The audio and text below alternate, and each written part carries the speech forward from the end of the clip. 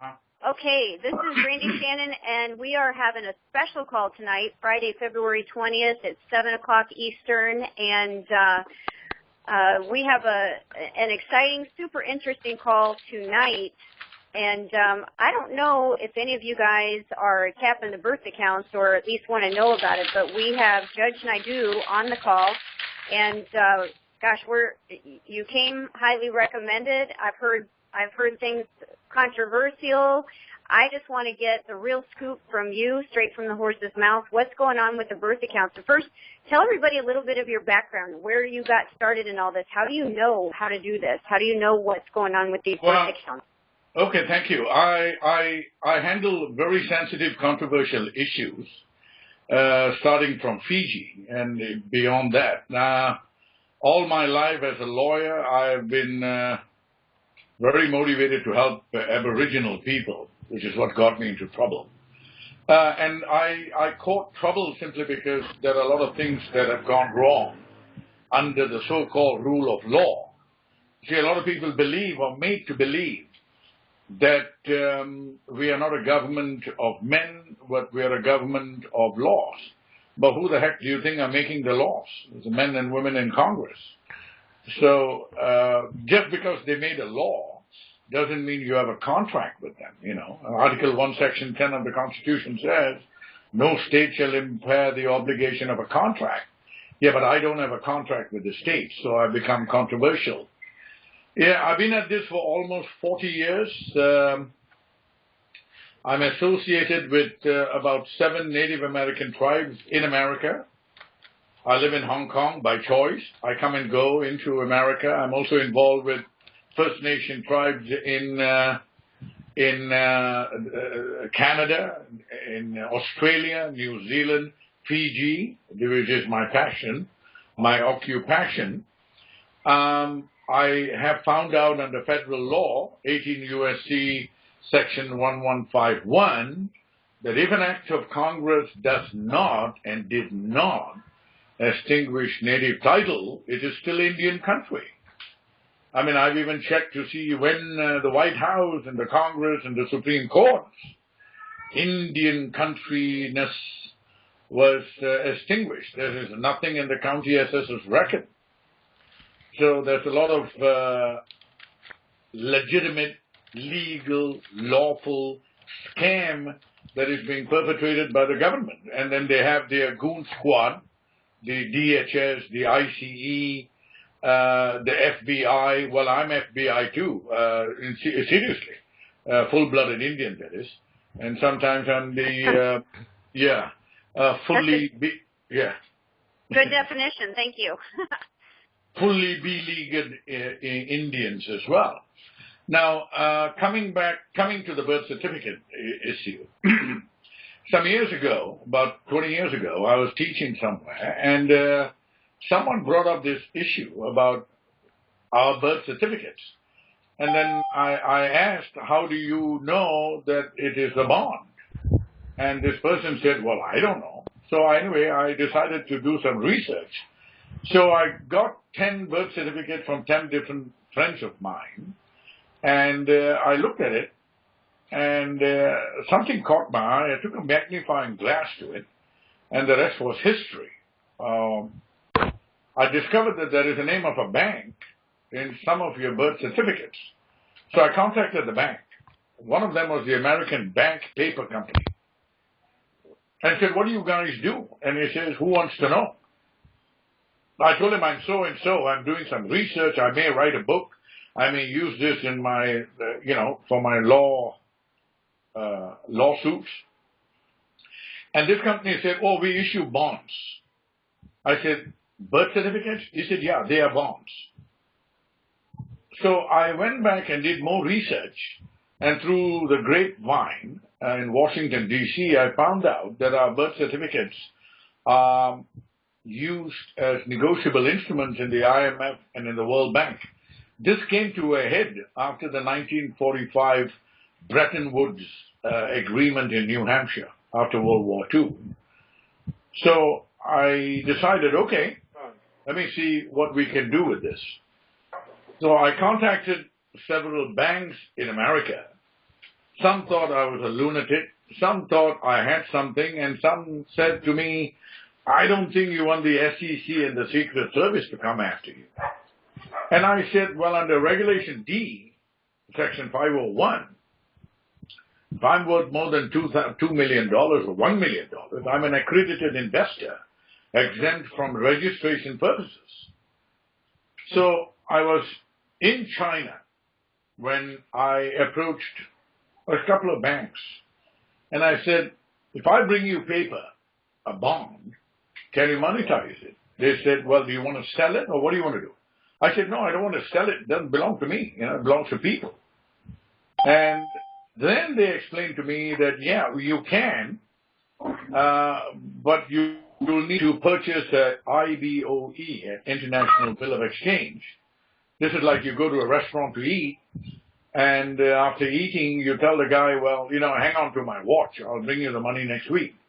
Guy is going to say, hey, you either give me paper or plastic. I can't take your Omega or your Rolex watch. I mean, I know it looks real, but I don't know. You need to give me paper or plastic.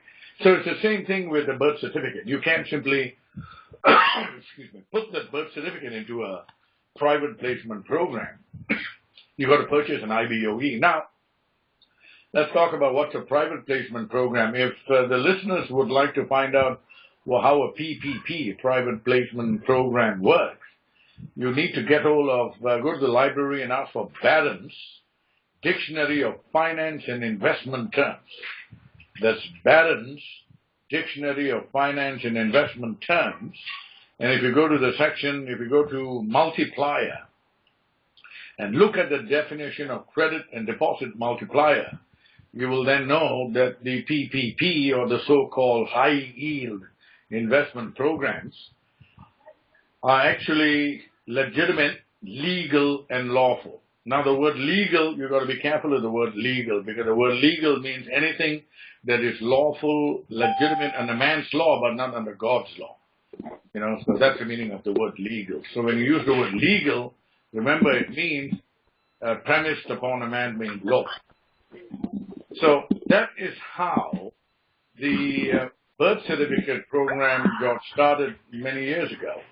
Now, for those of you who wish to know how it works, what forms to fill, what to do, I suggest you go to monetizecolb.tk. That's http://monetize, MONETIZE, COLB is abbreviation for Certificate of Live Birth, and all the information will be there. So that's the skinny on the Certificate of Live Birth. And what else would you like to know? That website? Go ahead. Yes. Can you repeat that website again? That's MONETIZE. MONE. T as in Tom, I-Z-E. I-Z-E. Monetize. Yeah, C-O-L-B. C-O-L-B. C. Certificate of Live Birth. C-O-L-B. .T-K. Tom Kevin. Tom Kevin. .tk. Oh, T-K. Yep. Who has some questions? Hey, Dom, are we unmuted? Yeah, John, we have a question. I have a question. Mm-hmm. Jump right in. Yes. Are you able to monetize administrative judgment claims, denial of judgment claims with these same banks? Well, you will need to purchase an IBOE, but the way to do that, if you're doing UCC liens and administrative claims and negative averment and what have you, you need to get a judgment that has got full faith and credit entitlement. Well, I have it notary sealed, and I also have it apostilled, which means that they have to give it full faith and credit as a foreign judgment. Who is they? The question is, the statute staple items means in international commerce it has to have full faith and credit of the U.S. government to recognize it because it was done in the proper due process. Well, that's what I'm trying to get at. If Right. you have a statute, which I'm not aware of, that recognizes your judgment, you see, a tribal money judgment, for example, is recognized and entitled to full faith and credit under 28 U.S.C. Section 1738.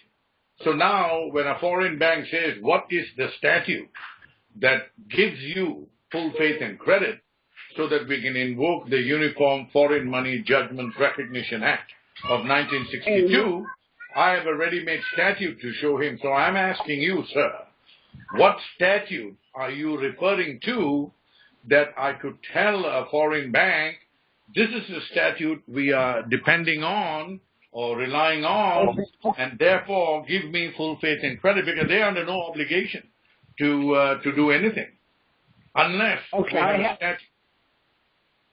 Okay, I had that in my paperwork, and I can produce that. The question But tell me, what is the statute? I mean, I've been doing this for many, many years. Can you recite the statute? Do you know? Have you memorized it?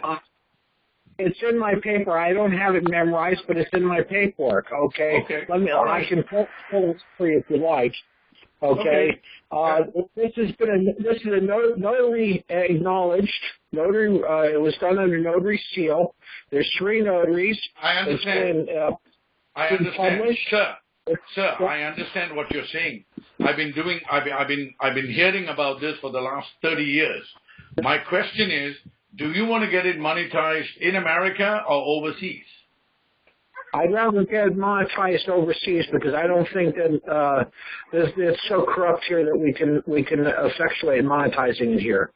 Well, that's because, all right, why don't you send me an email, drjack49 at yahoo.com, and I don't want to see any forms, but just tell me the statute, and then we'll communicate. That's DRJAG.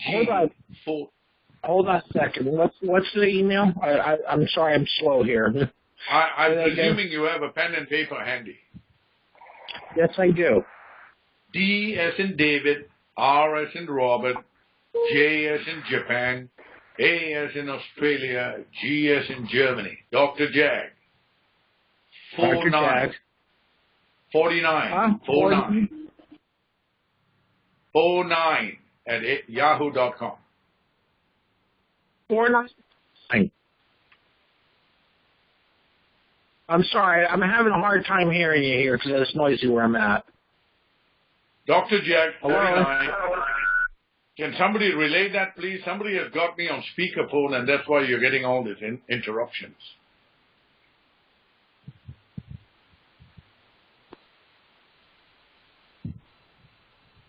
Hello? Yes, Dr. Jag 49 at yahoo.com. You got it. Thank you. You bet. And if anyone has background noise, please be respectful and mute your line. Thank you. And also, Randy, if you want a replay, they can listen to the replay and get it as well. Thank you. My name is Mike. I come under FFT Mike. So you'll look for my email later. Okay? Okay. All right. Thank you. Thank you, my friend. Thank you. Okay. Any other questions? Yes, that bit about the statute to recognize it is interesting. I was wondering, what about international bills of exchange that were created privately? Okay. You see, that was what I was saying, even with the birth certificates. What people are doing is they're paying me $250 to learn how this works. What I'm doing with the $250,000 is I'm putting this money aside to purchase an IBOE, and then we go into the PPP program. Now, this IBOE and this bank that I'm working with has got nothing to do with the cabal. I have been fighting the cabal for many, many years in my own way, and this is my way of fighting the cabal because I believe every man, woman, and child in Main Street must have a couple of $100,000 in their checking account at all times. Because the scam here is they want a middle class that goes to work and gives its sweat, blood, and tears 40 hours a week. They need a new form of slavery. And my take on that is, where does it say you got to earn a living? Can't you earn a living because you're smart? Do you have to work hard to earn a living? Can't you work smart? Is the work smart thing only for the Guggenheims, the J.P. Morgans, the Rockefellers, the Astors, the Vandenbergs, and what have you, the Rothschilds? Why can't the common man, woman, and child have access to wealth? Well, the answer is they want slavery. They introduced the 14th Amendment, and they've got a new form of slavery. Look, honey, I've got a job, you got a job, we got 2 cars, 3 kids, 4 dogs, 3 cats, 5 hamsters, we are paying our mortgage, I watch the ball game, I get angry once in a while. Wow, the American dream. Where does it say that? Yeah, where does it say you got to earn a living for some idiot? Yes. If you're worth $200 an hour, that monkey is going to bucks an hour. So where does it say you got to earn a living? Can't you be smart? Can't you look around and say, what are the assets I have? How can I market my assets? You see, Adam Smith, the father of economics, in my opinion, when he wrote the book, The Wealth of Nations, he talked about the invisible hand theory, where, you know what, everybody needed everybody else's, products and produce and services. And then you got the people like John Maynard Keynes and John Locke and all these guys who were, lonely guys. So they wrote a book and said, no, we need government. You need government? You need government like you need a hole in the head. Where does it say you need government? And people in America say, oh, I'm going to vote. Really? Your vote can be trumped effortlessly by the Electoral College. Look what happened in 2000 to the Bush versus Gore thing. Gore had more people, more one man, one vote to his credit. And then artificially, they said, well, there has to be a recount. Then the Supreme Court of Florida said, yes. Then it went to the Supreme Court of the United States. I mean, George Bush 43 was the only president in the history of the United States who was elected by one vote. The U.S. Supreme Court decision was 5-4. So, there you go, folks. I have a question. Yes, sir? I'm still not sure how that answered my question about can you issue, and if you do issue the private bills of exchange, right. Do you issue them yourself, or do you buy them at a discount to face, or how do you do that? It is available on a discount depending on the time, the material time of the year.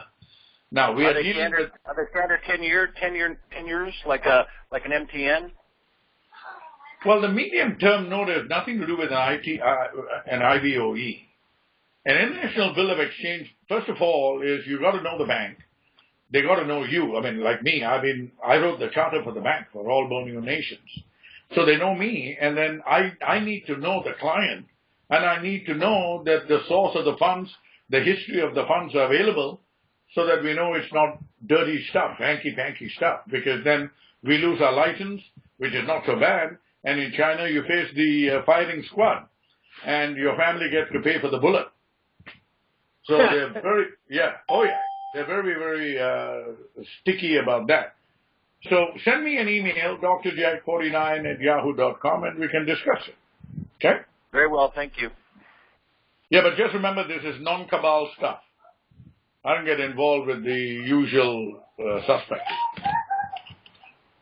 And did you say it's $250,000 to play for that? No. You mean for the birth certificate thing?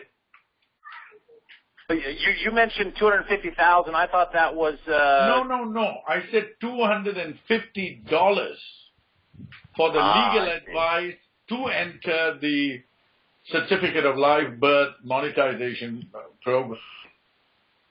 $50 will be set aside to purchase the IBOE. We were targeting 20,000 people, but we have almost reached 3,000.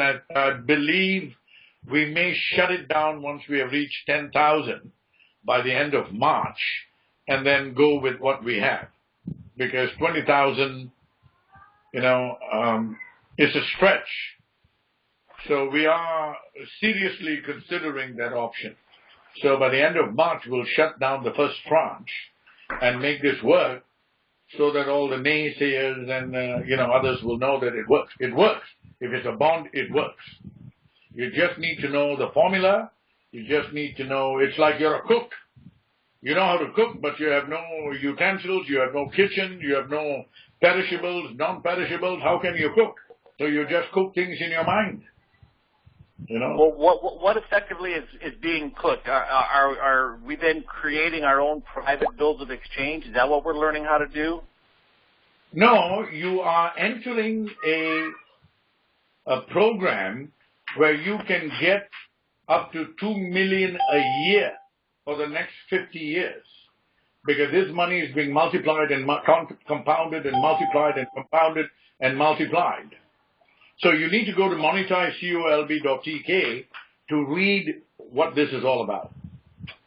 Because if I keep repeating this, then I'll be taking all the time on the show to explain. So go to monetizecolb.tk. It's explained very simply and very succinctly. Well, I have a background in the the bank guarantees and the trading program and studying that. So you're saying this is a non-cabal parallel to that? Yeah, it's not a replacement, but it's a displacement of the cabal, what the cabal does.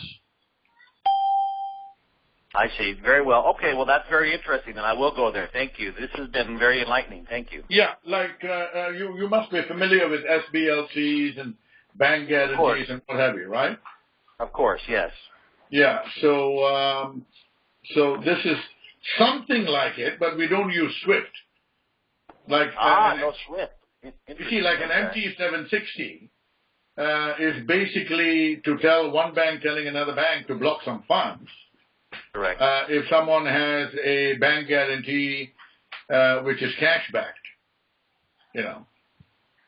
and then the text of the MT-760 has to follow certain specifications, like a field 77C format.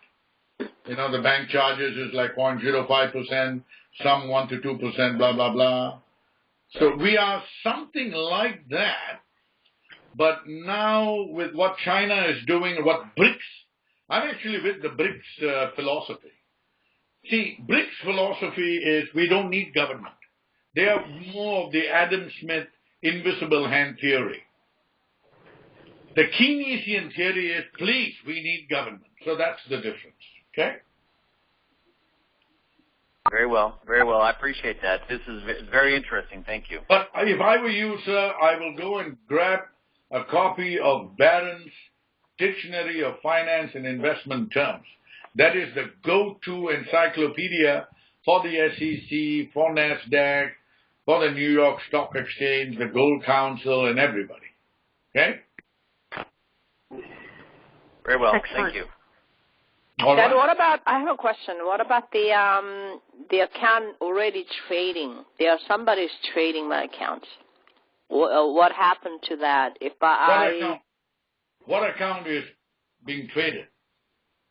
My account, my naturalization account is trading in the stock market, and I pulled out a QSIP number. You mean your birth certificate? Your birth certificate, you mean? My naturalization, I was naturalized. Yeah, but do you have proof and evidence that your naturalization paper is being? I'm sure it is, but like that argument, that someone says, prove to me there's God. And then the other guy says, well, I'll prove to you there's no God. And so this argument goes on until I turn around and say, I do not pretend to know what ignorant men are so sure of. So when you're dealing with this, when you make a statement like, who's trading my naturalization paper? I mean, I know they're using your birth certificate. So when you got naturalized in America, did you produce your birth certificate from whichever country you came from?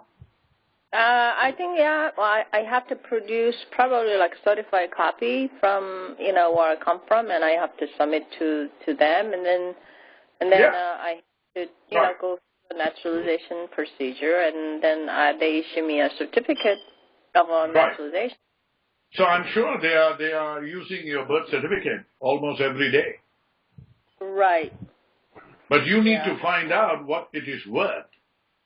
But go to monetizecolb.tk. It kind of explains all the scenarios. Mm-hmm. What you can do, you can go to the Federal Reserve and say, hey, you're doing this and you're doing that, give me my money. And you can expect what they're going to turn around and tell you. So I have a QSIP number and I have the stock symbol name and good. Have you been able to do something with it? Not yet. I haven't taken any action further, except I just told the government that I am the entitlement holder of that account.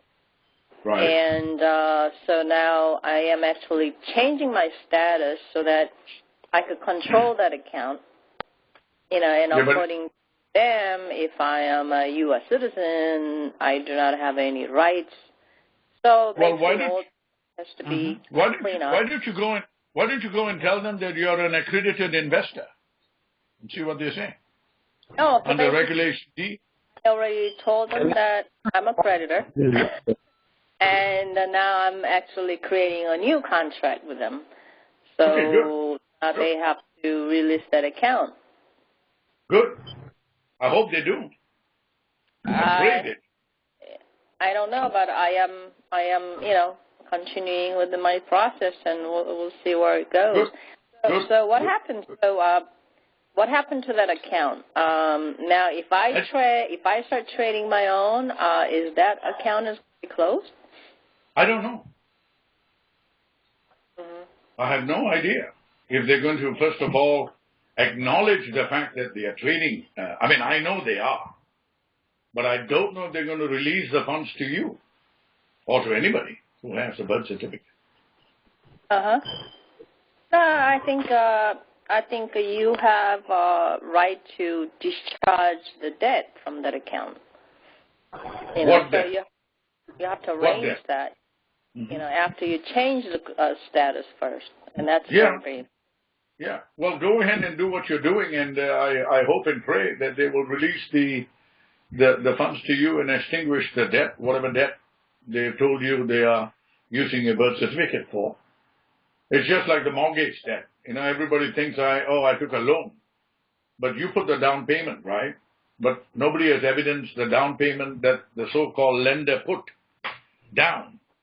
It's just a bookkeeping entry. And this was a famous 1968 Credit River decision when the attorney Jerome Daly sued the bank in Minneapolis, and everybody agreed that there was no consideration from the bank, and the mortgage was terminated.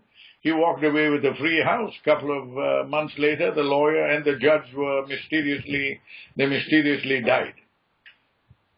So there you go. You can Google it. So when I join, do I have to give you certified copy of my naturalization paper, or?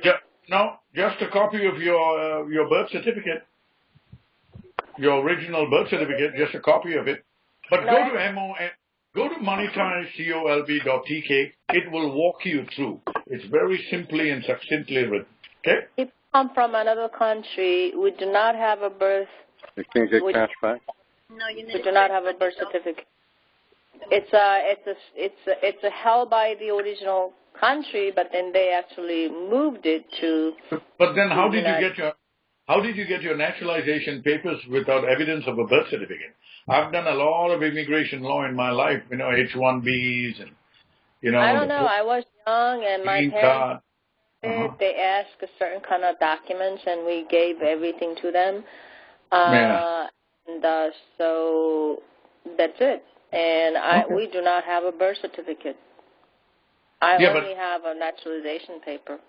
Yeah, but how did you get your naturalization paper in America without evidencing a birth certificate? I think they asked to get a certified copy of a birth certificate. So somebody has a copy.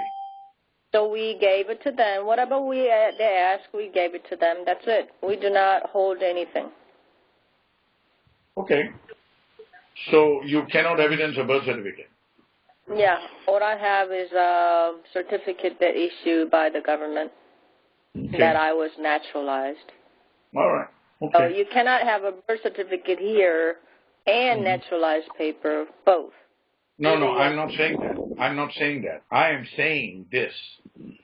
If a foreigner intends to become a naturalized U.S. citizen, that foreigner has to evidence a birth certificate from that foreigner's country of origin. Yeah, that has to be submitted before I came here, and they ask all kinds of papers, so we send it to America, and then we are allowed to come here with a visa, whatever. So Did you come in as a political refugee, or did you come in as were you like a child of a U.S. citizen, or were you married to a U.S. citizen? How did you get your naturalization papers? And so she invited everybody. Oh, okay. Yeah. Okay. Okay, Patrick, did you have a question? Sorry. Yes, I do. I have a couple questions, and just probably the quickest answers would be great. Number one, we had a house that was foreclosed on about 5 years ago. Will we be able, and I don't want you to answer this just yet, but would we be able to recover that loss? And the second question, we have Indian deeded trust land in South Dakota, about 600 acres. What can we do to protect that? Am I allowed to answer now? Yes. Thank you. Okay. Now you put two caveats there. So, all right. First of all, are you a Native American? I am born in America. That makes me Native American, but I'm not tribal Native American. Okay. Now, this is what we do when people have a foreclosure problem, or they've been foreclosed 10 years ago. What we do is we prove to the court, the state court or the federal court, or in this case a tribal court, that A, title to that property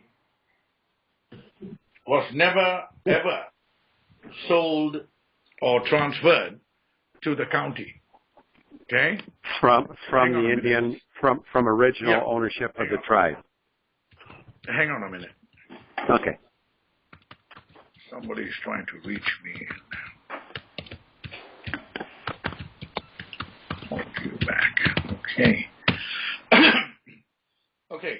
Now, first we prove that native title never got extinguished, because I've been in contact with many county assessors. When I asked them, can you tell me when native title was extinguished, or individual aboriginal title, or Indian title, they say, well, we don't have that.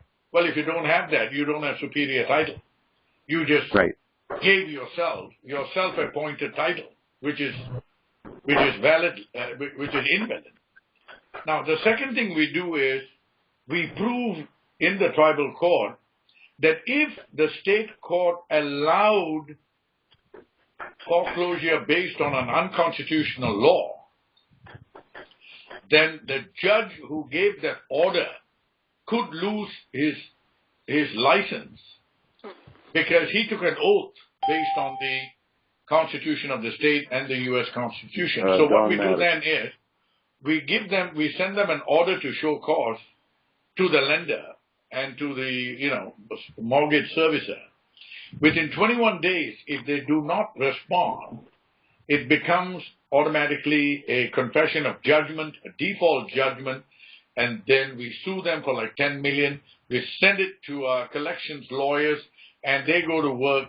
Within 90 days, you should have some real money. That's the best thing we can do for you. Now, if we go to state court or tribal court, it's all cabal. There's no way you're going to win. I mean, there was a recent case called the Jeshinovsky case in January of 2015. Jeshinovsky at Ux versus Countrywide Home Loans LLC. The unanimous Supreme Court agreed that if the lender does not disclose, you have a right to rescind the contract within 3 years. So disclosure is very, very important because they don't tell you when you buy a house. You don't buy a house under UCC, you buy a house under RESPA, which is the Real Estate Settlement Procedures Act, which only tells you what are the fees you pay.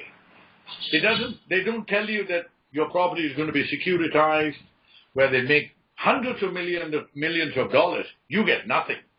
And you still, like a slave, keep paying the monthly mortgage. So that's the only way we can hurt them, because they have deep pockets. And has this happened in the past? Yes. Because a tribal court judgment is eligible for full faith and credit, 28 U.S.C. section 1738. And a tribal court protection order under 18 U.S.C. section 2265 is also entitled to full faith and credit, because federal Indian law preempts state law. So you have a whole lot of benefits and advantages. Hope that has answered your question, sir. Yes, it did. And regarding Indian perpetual deed of trust, yes, we've been on the property since the early 1900s. Well, I would say 1940s. Do you have Indian title assigned to the land under the Kramer, Dan, Carino principles? I'm not certain of that. I think so. I can't answer that 100%, but I think we do, and I think it's in possession of the trustee. Okay, but if it's individual Aboriginal title and you don't have it, we can make arrangements for you to get that Indian title through the Cherokee or through the Yamasee or through the Sioux or through whoever. Why don't you send me an email, drjack49yahoo.com, and we'll see what we can do. Right, and I'll be in touch with Randy to follow up, because I'm very, very, very intrigued, and I like what I hear, and I think it's something that we've been looking at. We've been looking at these things for about the last 5 years. I tell you what you do. You go and Google 18 U.S.C. section 1151. It literally tells you what Indian country is all about, notwithstanding the fact that you have a highway, byway, freeway, streets and boulevards and orchards and schools and hospitals and what have you. And it also tells you that even if a state came into being, Indian country is Indian country. Indian title has not been extinguished. 18 U.S.C. 1151. That will make your day, my man. Well, thank you very much. I appreciate it. I'll pause out now. Yeah, you're welcome. Bye. Thank you, Patrick. Who else has a question? I do. Great. Go for it. Thank you. Hi, Dr. Jag. It's an honor to speak with you. Quick question. I noticed on your website it says divorce and child welfare. Right. How would somebody eliminate the extortion of child support when they're not being able to see their child? Okay, here's what we do. When the Indian Civil Rights Act was passed in 1968, they also passed a couple of years later the Indian Child Welfare Act. So let's say you are not the custodial parent. So if you become an enrolled tribal member and the children with your other spouse can be made enrolled tribal members, then we can invoke the Indian Child Welfare Act and have the sheriff go and take your kids and return them to the parent who is fighting for them. But then again, the question arises, if the kid says, I want to stay with mommy or I want to stay with daddy, then what happens? So the legal issue becomes a moral, ethical issue. So we need to discuss all of that. Okay. The Indian Child Welfare Act was designed to defang CPS. If anybody can just pick up the phone and say, hey, you know what, Jack and Jill are fighting and the children are tumbling down the hill, you better do something about it. So the state immediately jumps in because it's revenue for them. That's right. It's revenue. This is all about revenue generation. Yes, and sir. You don't have a contract with the bloody state. You don't have a contract with the state. Correct. You know, then they tell you to go get a driver license when you're 18 years old. Excuse me? You're in Indian country. Why are you going and getting a state driver license? If they send you an email, you can discuss it with them? Who sends you an email? I said if they send you an email, you'll discuss that process with them? Oh, absolutely. Yeah, absolutely. Wonderful. But go to my website and read up under Indian FS. I talk about land. I talk about Indian title. I talk about how I took on the FBI because they came to visit me without so much as a phone call. And they told me I should not be teaching people about tax exemptions. And that letter is also on that website, you know. So, are you still a bar card carrying attorney? Unfortunately, yes. I'm with the American Bar Association as a judge member. The only reason I keep that alive is in case I need to go to court and get some of our people out or make a special appearance. How come they haven't gotten rid of you yet on that? Well, the American Judges Association got rid of me because they didn't like the fact that I was citing and suing California judges for simply signing off on a foreclosure and eviction notice. I proved to them that they're violating the law. So the American Judges Association said to me, you're no longer a member. I said, thank you very much. You're the ones who asked me to be a member. You didn't appoint me a judge, so I don't care. I save my $300 every year from being a member of your association. It don't matter to me. Just another label. You know what I mean? Mm-hmm. Mm-hmm. I know my stuff. I'm very effective in what I do. I'm happy with what I do. Very controversial. Very sensitive issue. Government hates my guts. Man, okay. All right. My dog has fleeced. I move on. You know, what's the problem? You know? Mm-hmm. I'm not here to Thank you win very much. I'm not here to win a popularity contest. Thank you. Mm-hmm. Yeah, no one on this call is looking for popularity contest with them. Thank you. Yeah. No. I'm not a politician. I never will be. I'd rather die than be a politician. You know what I mean? Yeah. If they say this is the law and this is a rule of law, then don't come to me with the law of rules. You know, all these man-made laws. They've twisted the rule of law with the law of rules. Have a look at your bloody court rules. They're thicker than the textbook on substantive law. They've got thousands and thousands of rules. Any other questions? Yeah, I have a question. You said you need a copy of a certificate. Now, do we make a copy ourselves? And notary doesn't do certificates. No. I have to go to immigration, and they do a certification. You don't need to. You mean for the birth certificate program? Yeah, my naturalization paper. Well, just send us a copy of that. Just make a copy. That's it. That's it. Why involve the cabal? Why involve the government? It has nothing to do with the government. Okay. You got to stay away from the government, man. Don't think the government is going to help you. No, you said certified copy. So certified copy means, Where did I say certified copy? Where does it say that? Did I say that? I said copy. Oh, just copy, okay. Yeah, copy is fine. Keep it simple. Oh, okay. Okay, I had a question emailed to me. It said to ask you about uniformlawcommission.com. Uniform law. That is something to do with the military justice, isn't it? Yes. If the person's still on the line that sent that to me. If you want to say anything about it or what your deeper question is. What is the question? They just said to ask you. Oh, go ahead. Yeah. Are you aware of the Uniform Law Commission? Not really. Okay. But I can find out. I understand it. It's a pretty nasty organization. It's all about judges getting together so that they can make all laws across all states be uniform. And so there's no, for example, jurisdictional issues and question about legality regarding the jurisdiction from state to state or district to district or federal to state or state to federal. They're trying to make that all these laws uniform, and I'm wondering how your efforts might be potentially thwarted by them.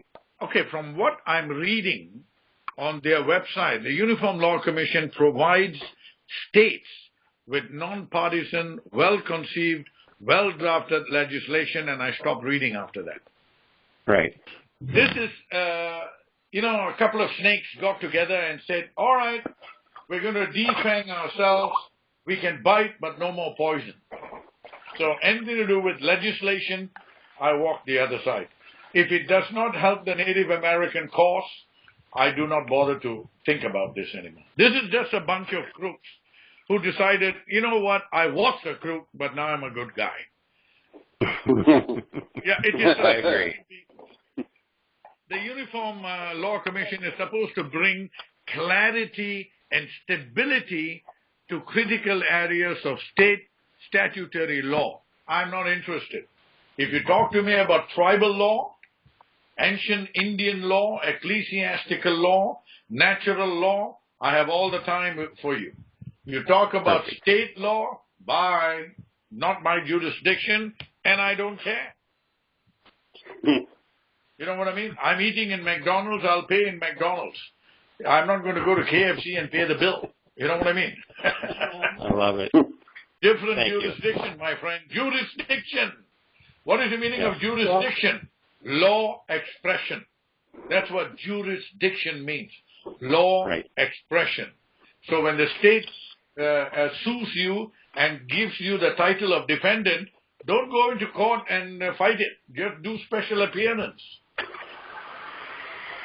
And make sure you tell them don't issue a bench warrant.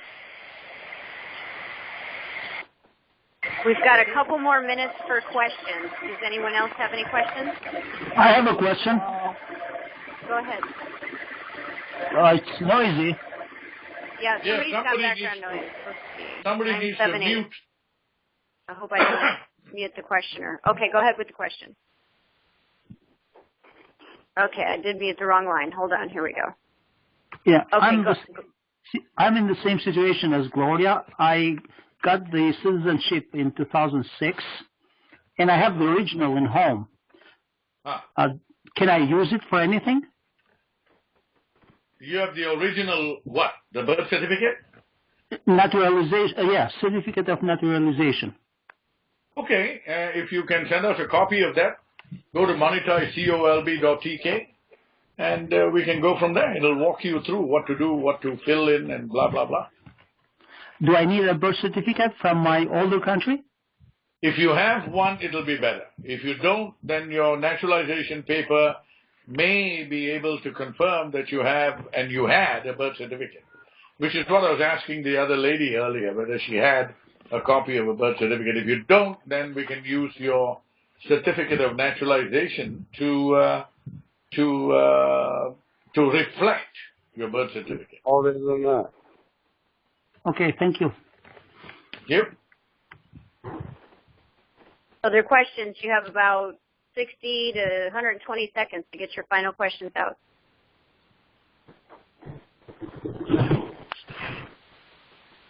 All right, I'm going to unmute some of the other lines that I muted just to make sure I didn't block somebody that wants to talk. So everyone's going unmuted real quick.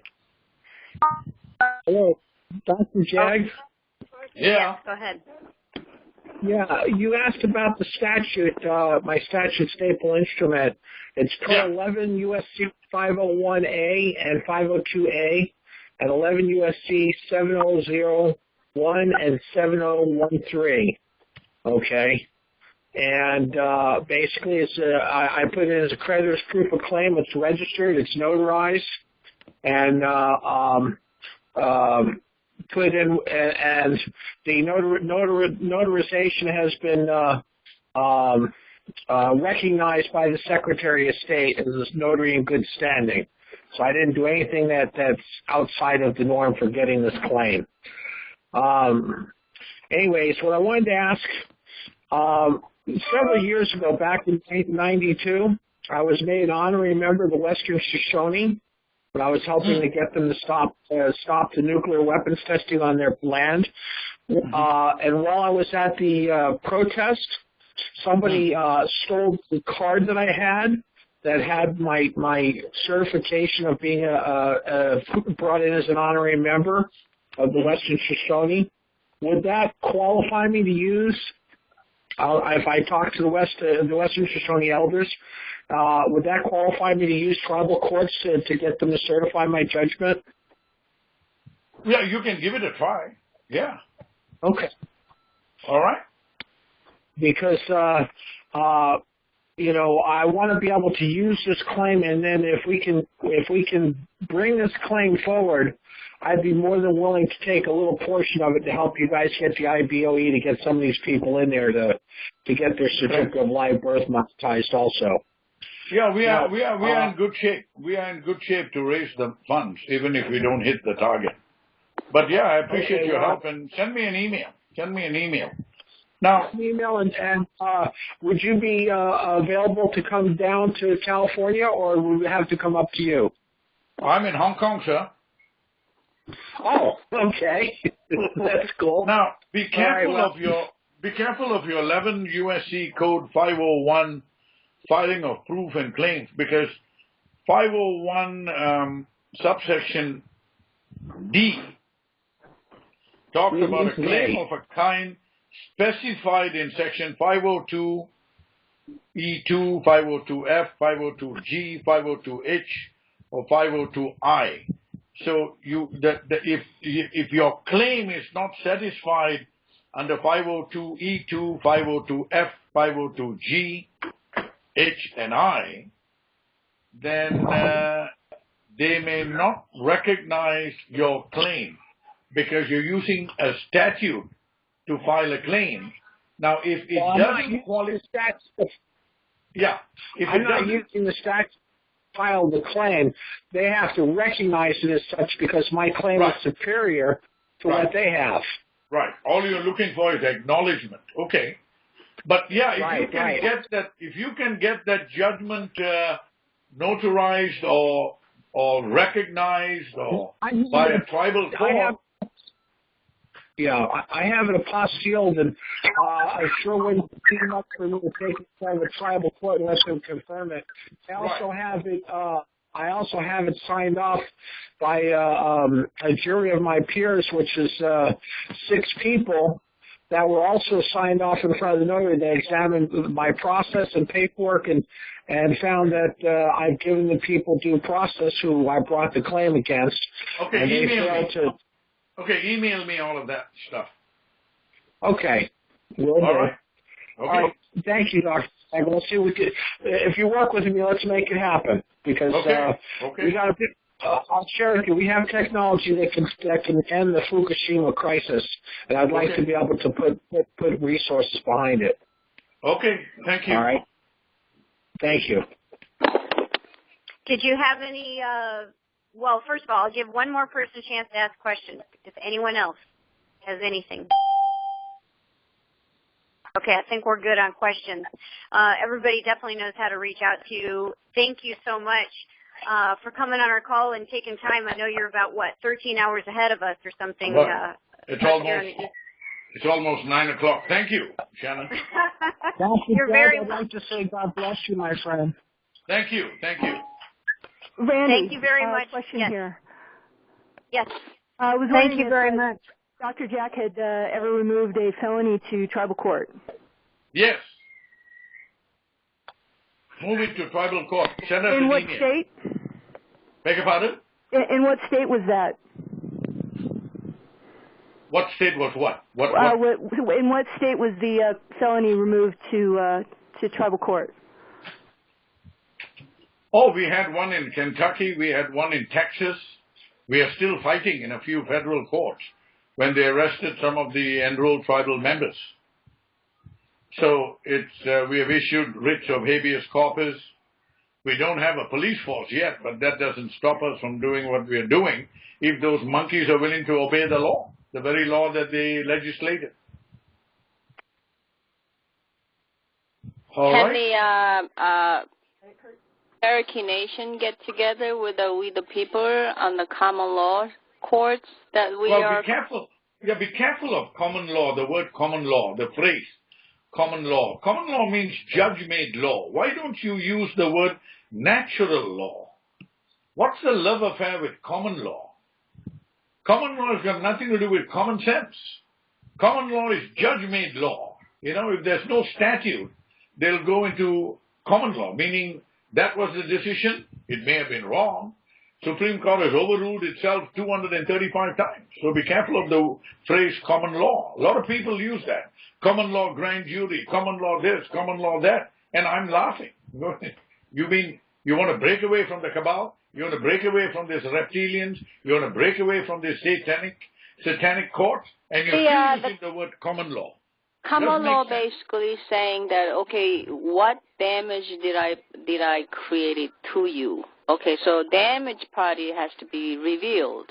Yeah, but that's got nothing to do with common law. I'm just saying the phrase common law to me is repugnant because I'm pandering to plunder. I'm pandering to their way of thinking. It's judge-made law. State judges, federal judges, municipal judges. I don't want to go there unless it favors the Native American cause. Right, but common law is, okay, where is the damage? Now, they cannot prove it, injury or damage. Now, we the people win. Yeah, then what are you going to do after you win? After you win, what do you do? After that? What do you do? Okay, let's say you win. Then you do a counterclaim after that, and then No, I know all that. I know all of that. How do you get paid? How do you collect on your judgment? How do you collect? You have to bring the claim, and then judge, you have to create a judgment. No, that is not my question. My question is, assuming you already have a judgment, okay? What do you do next to collect the judgment or enforce the judgment? What do you Judgment? do? Yeah. I'm talking about common law as the court, going to court. Yeah, no. I think you misconstrued the whole concept. When I asked you a question, you went into damages. And I said, okay, I'll give you damages and I'll give you what do you do with the judgment? How do you collect on the judgment? Forget common law. Either you could move on a writ of execution and will go and sell. I know all that. Okay, right? So now now you have a writ of execution. So what do you do with that? What do you do with that? A writ of execution. Then after you have to writ of execution. After writ of execution. What is a writ of execution? What is a writ of execution? Yeah, the sheriff will serve writ of execution for the party, and then the party has to cure within 30 days. And if it doesn't cure, then the sheriff have a right to sell the properties. Okay. Good. Good. Okay. Yeah, you can do that. Yeah. Right. Either you can sell the judgment to some other people, or you could collect, I guess, or you could put a lien and negotiate with them. Yeah. You can do all of that. Yeah. You can do all of that. So my question was actually the common law grand jury that the people, okay, ma'am, first of all, I don't work with the common law grand jury because I don't like the phrase common law. I don't want to do anything with the cabal. I don't like the common law. I will not go with the common law because I know common law means judge-made law. And I got no time for it. That's what common law means. What do you think common law means? You think common law means common law means the damaged party has to No. That's not what it means. Go to Google and just Google the word definition of common law. Yeah, what it says is a supreme law of land and proper process of law. No, it doesn't say that. It doesn't say that. The supreme law of the land is God's law. Okay? And the Glasgow Dictionary, common law means supreme law of land. No, common law means judge-made law. I've been doing this for 40 years. Well, that's what common law means. I have a case laws, and the case law says common law is the superior, and it is the supreme law of land. No. In the hierarchy of the law, right? You start from the bottom up. You start from the bottom up. It's like a pyramid. The bottom of the pyramid is what are the facts of the law, or what are the facts of the case. The facts of the case as you go up creates the law of evidence. Okay?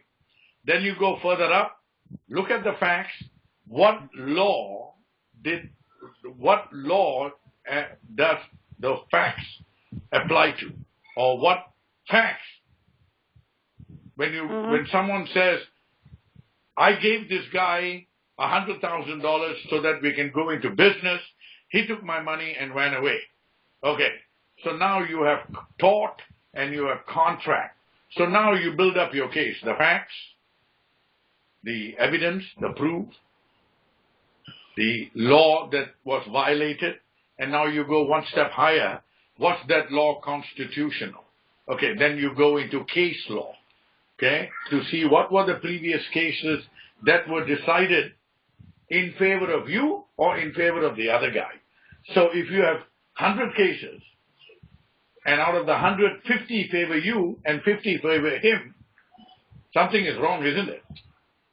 With case law, common law. Now you go further up and you go into maxims of law, doctrines of law, principles of law, and then you go further up into the ladder and you go to ALI, A-L-I, American Law Institute, restatement of the laws. All the previous decisions made by judges were looked at, and the American Law Institute said, you know what, that was a stupid decision. This is what the law ought to have been. You see, in America, like in everywhere else in the world, there is a constant fight between is and ought. What is the law and what ought to be the law? So to win a case, you got to look at all these things I mentioned, not just the case law.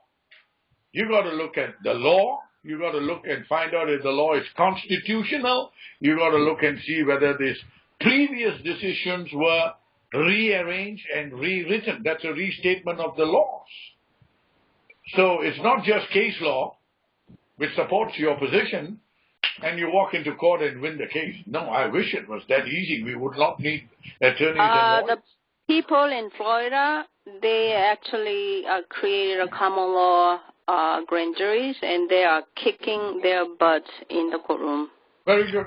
Very good. I'm happy for that. Well, I went ahead and I looked on Google here, and I typed in common law is judge-made law.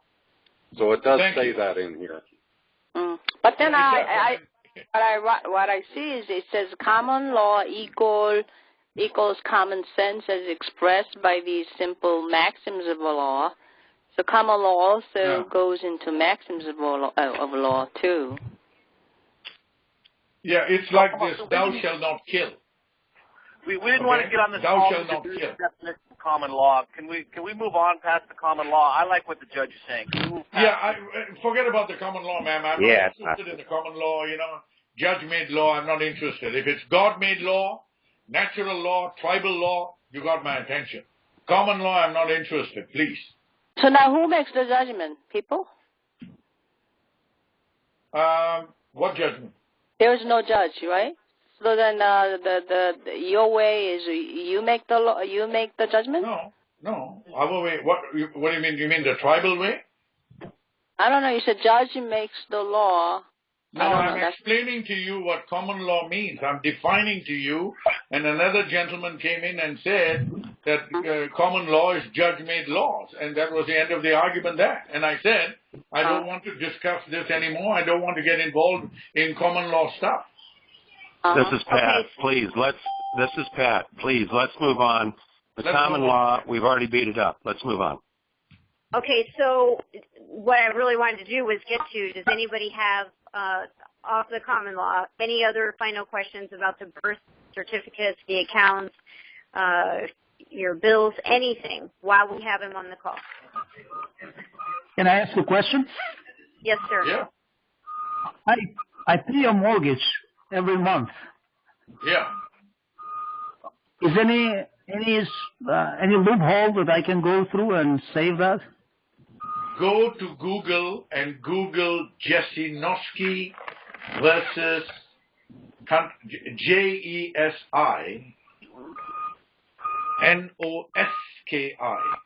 Jesinoski versus Countrywide Home Loans LLC. It is a January 2015 case in the U.S. Supreme Court, unanimous. That will open your eyes, my friend, and you can fight them. I found it. Thank you. Good. Now look at that, and all the lights will be turned on. You can fight them and not pay the mortgage because your mortgage is paid off. I can prove it when you go and get the pooling and servicing agreement from the SEC. Or you call mortgage compliance investigators. Google them, call a man called Damien, tell him Judge NAIDU sent you. I don't know, they're on pretty sharp, but I don't know. Because it's right, don't mean they're going to let me. I don't think he's asking a question, so I'm going to mute that line. 828. Yeah. Repeat again what the website is for Damien. Mortgage compliance investigators. I think they are in Nevada. Tell him Judge NAIDU sent you. Call Damien. He will send you the forms. You pay the fee. Then you will see how much money they made out of your property. It's called securitization. Actually, if you just want to send your information to Randy, because I work directly with mortgage compliance investigators. Oh, lovely. Lovely. Yeah, I work with them. Yeah. Thank you, Randy. There you go. Yeah. Excellent. So if you need to send anything on the foreclosure, you can send something to the court. Folks, listen very carefully, folks. Folks, listen. I'm giving this information out free of charge simply because if we all gather together, we can kill this devil, this Dr. Jack, aren't the mortgages also insured for default, and that's another place where they take a payoff on it? Absolutely. You know, once you open the Pandora's box. Right. Not only do they insure it, but don't they also take a tax write-off, an exemption when they also write it off? Oh, so they're getting paid 3 days. Oh, yeah. Now they got the Consumer Financial Protection Board, and they're all a bunch of, wolves saying, how come I didn't get a piece to bite? Come on, So, like the Uniform Law Commission. All kinds of creativity happens. And then now the government will give them $2 or $3 million to run the commission. Or they call themselves a non-government organization. So we don't want to do that. But my plan is, if we do this right, we need not take another stupid loan from these predatory lenders. There is a way that people can be independently wealthy. That's what I am teaching. I am teaching what Ludwig von Mises and Adam Smith taught. Don't depend on the government, depend on your own resources. Dr. Jack, can I ask you one before you go? Yeah. I'm very interested in using part of my commercial claim, my judgment claim against those people, in creating a private bank that people can go to so they don't have to deal with the Federal Reserve banks. Absolutely. Once you get your land under individual Indian title, once you get your land under Indian country title, 18 USD 1151, dig a great big hole, make a little bunker, plonk a home on top of it. That's your bank. Go to my website, click on Contact Us, and look at the bank we built in Browning, Montana. Belongs to a gentleman called Robert S. Dorr, Smoky Door. We built a bank. We put a great big sign there, Glacier Depository International. You don't need the government's permission to open your own Native American bank. That's what I'm talking about. Yeah, well, that's what I'd like to do with some of the resources that I monetize off that claim is that Americans need to have their own bank that's not controlled by the Federal Reserve or ripped off by the IRS. I mean, look what happened in 1933. FDR said, I need all your gold. And everybody said, take. You know, so that's how the tuk drive came into being. So, let's be smart, you know. Yeah, it was that the North Dakota Indians are now minting, having silver coins where you can purchase Native American silver again, which is great. Well, this is how Bitcoin became quite famous and quite relevant, because money, after all, is just a medium of exchange. That's right. I mean, it's got no value. Yeah, what we have in this country is the government feels that they could steal your money just upon a notice instead of being processed. Right. A lawful, legitimate, legal counterfeiter called the Bureau of Printing and Engraving, Comptroller of Currency, Federal Reserve, Treasury, these competent counterfeiters have said this paper money is worth something. And then another counterfeiter came in England and said, no, my pound is worth something. And then another counterfeiter in Germany said, no, my Deutschmark is worth more. So everybody got into the act. Everybody wanted to issue paper money. But people cannot issue paper money, because then you're competing with the government. What garbage is this? I don't understand this. Remember, paper is the ghost of money. It's not money, and that's what they've forgotten. See, in the old days, a guy with chickens and eggs sold his chickens and eggs and bought a saddle or bought a horse or bought something. Money was irrelevant. Exactly. Barter was the order of the day. You're a dentist, I'm a lawyer. Fix my teeth, I'll fix your legal problem. Okay. Oh, you need a bridge, you need this. Okay, that's going to cost you $15,000. How much will it cost me to handle my legal issues? Well, you're looking at $7,000. Okay, I tell you what, I'll fix your teeth, Mr. Lawyer. You fix my legal problem. Open your mouth. So, there was no money exchanged.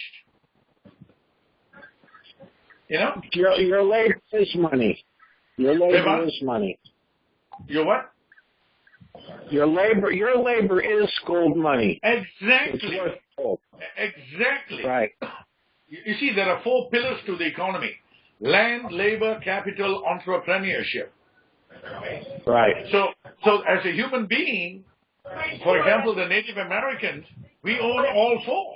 We have the land, we have the labor, we have the capital, because of our in-ground assets and our land. And we have entrepreneurship, which is, do you have the smarts to create wealth? Most people I know have the smarts to create wealth, like the gentleman who talked about his perfected lean. We don't need the government. There is a way, there is a method to the madness. And if everybody could be taught how to do it, then government becomes irrelevant. If they want to exist, that's their problem. Okay, one final question. One question. Who wants to throw it out there? Can I jump in here real quick? This is the last one then. Yes, go ahead. Okay. So by the way, hold on, Lorna, before you do. This is not the end of our call, you guys. Just we need to wrap this portion of it. So go ahead, Lorna. Okay, so regarding the foreclosures, a really good place to go for what the decision that he's discussing that was at the U.S. Supreme Court that was unanimous is Living Lies because that attorney is actually beating the banks, and he's beating them terribly. Okay. You mean the Jasinovsky case? Come on now. Lorna, he was talking to you. Are you referring to the Jasinovsky case? Answer the question. Lorna? Answer the question. Was she referring to the Jasinovsky case? Because yeah, I'm not sure. And now I don't. So which lawyer were you referring to who is beating the banks? She operates Living Live. She must not be on. Okay, I think she just reached. I'm back. Okay. I don't know what happened. That's okay. So he asked you a question. Go ahead, sir. Yeah. You said there was this attorney who's beating the banks. Yes. Is that the Jasinovsky case that went to the Supreme Court? No. Okay. Which case is this? It's not a case. It's an attorney who's just giving out information, and he actually is beating the banks in the cases that he takes. Okay. And he's an actual bar attorney, but he gets what they're doing. And what is his name? I'm looking right now. Well, then call him. Yeah, I'm sure he could help you. Well, I'm just looking. I've gotten a lot of information from him, but the one thing that he talks about that, and I haven't heard. I came in late. Bear with me. One thing that I haven't heard said is the 1099 form, A form, which is the money. First of all, a prom note is only good for 9 months, but they securitize it, so then you have a 30-year note, no longer a prom note, and so. You forget about that. Either you go into foreclosure and they apply for it several months after they acquire it from any sale, or you forget about it, and as you're going through your mortgage, not in foreclosure, you're still paying, they go and they apply for this 1099-A form, and they send it to a bad address so that you don't get it. Yeah. And then they go and they claim the money. Well, somebody, I believe our creator, was looking out for us, and they sent it directly to us. We now have the proof that they have been paid. Go to Google and type the word OTC derivative market. I'll tell you where the form ended up and where all this dirty money and dirty promissory notes are ending up. Go to the over-the-counter derivative market. And let me show you how Mr. Warren Buffett and Mr. George Soros are making money out of the sheeple. We can do the same thing. Go and Google it. OTC derivative market. Over-the-counter derivative market. $700 trillion they have created. Yeah. And it's all in digits. I'm looking at Living Lives. It's, Neil Garfield is his name, and he's got what you're talking about. That I can't say his last name, the Jaworski or whatever unanimous decision that came down on January. Yeah. Yes. He in that case, what they did was they were given the ability to rescind the case. Rescind the signature on the contract. And so it used to be there were only 4 or 5 contracts that you could rescind. It's since been changed drastically. Now there are 400 or 500 that you can, and even by their statutes, you could have rescinded it anyway because it's an international law. But if you look at his website, he's got letters and everything that you need to rescind.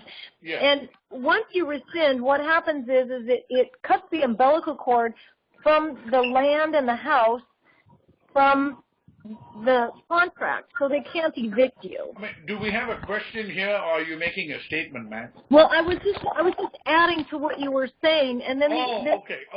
Then the question I have is, what happens when you receive the 1099-A? In our case, what we did was we marked it corrected and reversed all the information, so the borrower was now the lender and the lender was now the borrower, which is the truth. So where does it go from there? I would be very careful if you're playing with a 1099 OID, because the iris can get very nasty. It's not an OID. Okay. It's a 1099-A, and you just correct it.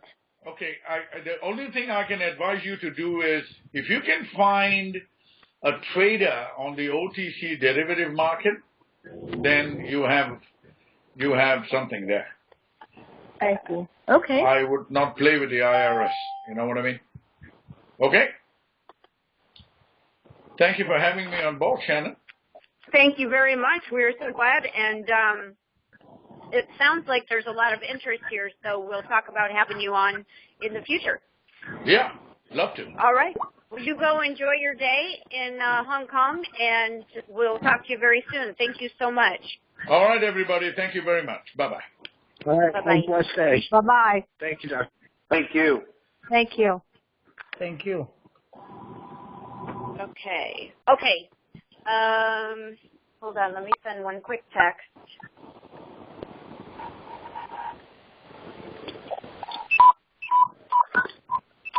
Okay, and I'm going to go ahead and unmute some lines. If you want to remute your call, you can. Hey, Shannon, can I have the floor for a minute? Yes. I just have a quick comment. I'm going to get out of here. I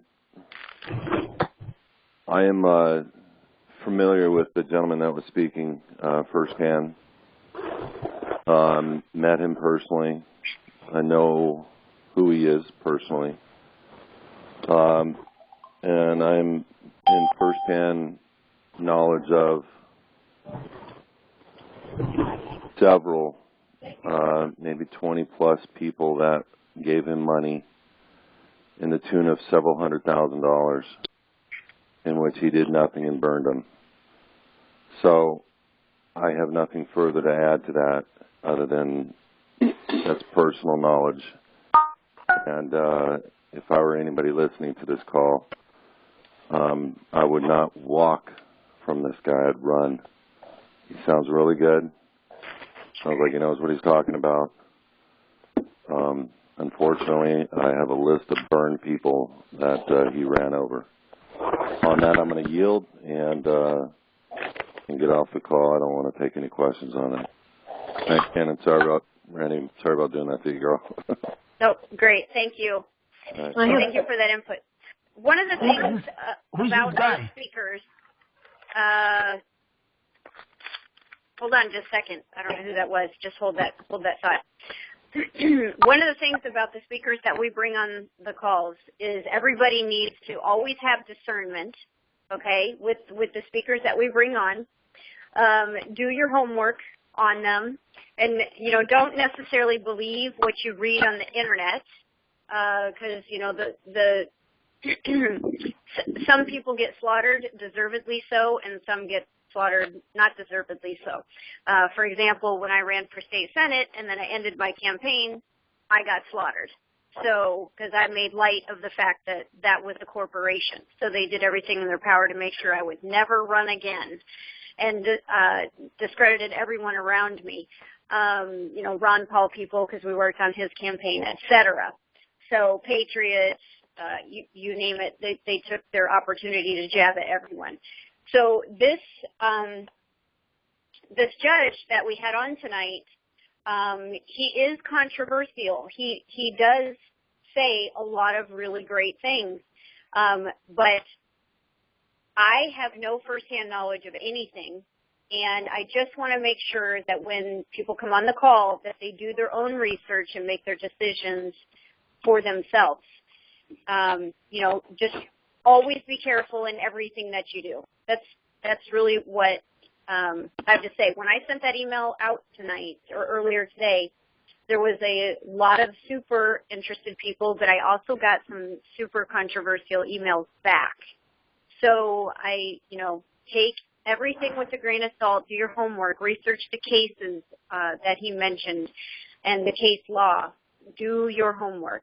Send your questions. Try to get your answers and do your homework. Just if it sounds like, there's going to be an enormous amount of money asked from you or something like that, then, be very careful. That's all I got to say about that. Does anybody else have any comments, firsthand knowledge, firsthand experiences, anything? I don't have any firsthand knowledge, but he immediately assumed I was talking about an OID, and I was not. I was talking about a 1099-A, which is a form. You can go on and look at it on the internet. It's for substitution and or abandonment. And what they're doing is the lender is they're claiming that promissory note that you would have otherwise gone to a notary, had it notarized, and then you would have gotten a loan. But they don't tell you that. So they wait, and then they go and they collect it. We were blessed to get that copy. That is not an OID. It has nothing to do with an OID. And for him to say that, be careful with that, be careful with the IRS, I think you needed to explain it a little further and be more specific about what it was. If you mark that corrected, and you send it to the IRS, they're going to investigate. And when they do, they're going to find out that whoever's signature is on that money, that document, that security that was being collected on by the abandonment in the 1099-A, they're going to find out that was the person who actually signed for the mortgage, and then it's over. So I find it peculiar that he would shun you from that. Well, 1099 OIDs have been used by some in the commercial the commercial redemption movement, and so the IRS has sort of clamped down on those. I think that was more what he was talking about. They don't the IRS doesn't deal very well with those anymore. That was kind of a fad, if you will, that a lot of people went after. So, but I do have some firsthand knowledge regarding what the gentleman was talking about in warning us about Dr. Jack. Basically, he used to be part of the Little Shell Pembina band, if you're familiar with that. And he created that sort of out of the blue, along with another gentleman named Delorme, one of the Delorme brothers. And basically, they had a kind of a scam going where you could sign your vehicle over to them, and then they would give you a certificate of title. Well, I was taken in by that initially. That was kind of before I met this gentleman that just spoke, and basically. My car is in my possession. However, the title is floating around in probably in a market out there somewhere. So yes, do be careful dealing with this Dr. Jack gentleman. Have you addressed him on that, by the way? And if so, what was the reply? You know, I actually spoke with the gentleman that was doing the warning, and just earlier today brought it to his attention. I said, "Oh, well, you might be interested in this because the gentleman who was speaking is a tribal council for many of the Indian tribes, and so I don't know if their tribes if their paths have specifically crossed." But I do know that he's very aware of Judge NAIDU, and so no, in a word, I have not. When I spoke to the gentleman today, he brought it to my attention. I said, "Oh, I didn't know he was that Indian that he had come across." He actually showed me some of his case law and things like that he had done that he had dealt with this guy with. I think that he was trying to pay some. For a Korean national to become a member of an Indian tribe some time ago, a very large sum of money. I forget what it was, $500,000, something like that. So yeah, just he's a little bit shady. So yeah, if you have any other questions, I don't really have a lot of answers, but I'm happy to help if I can.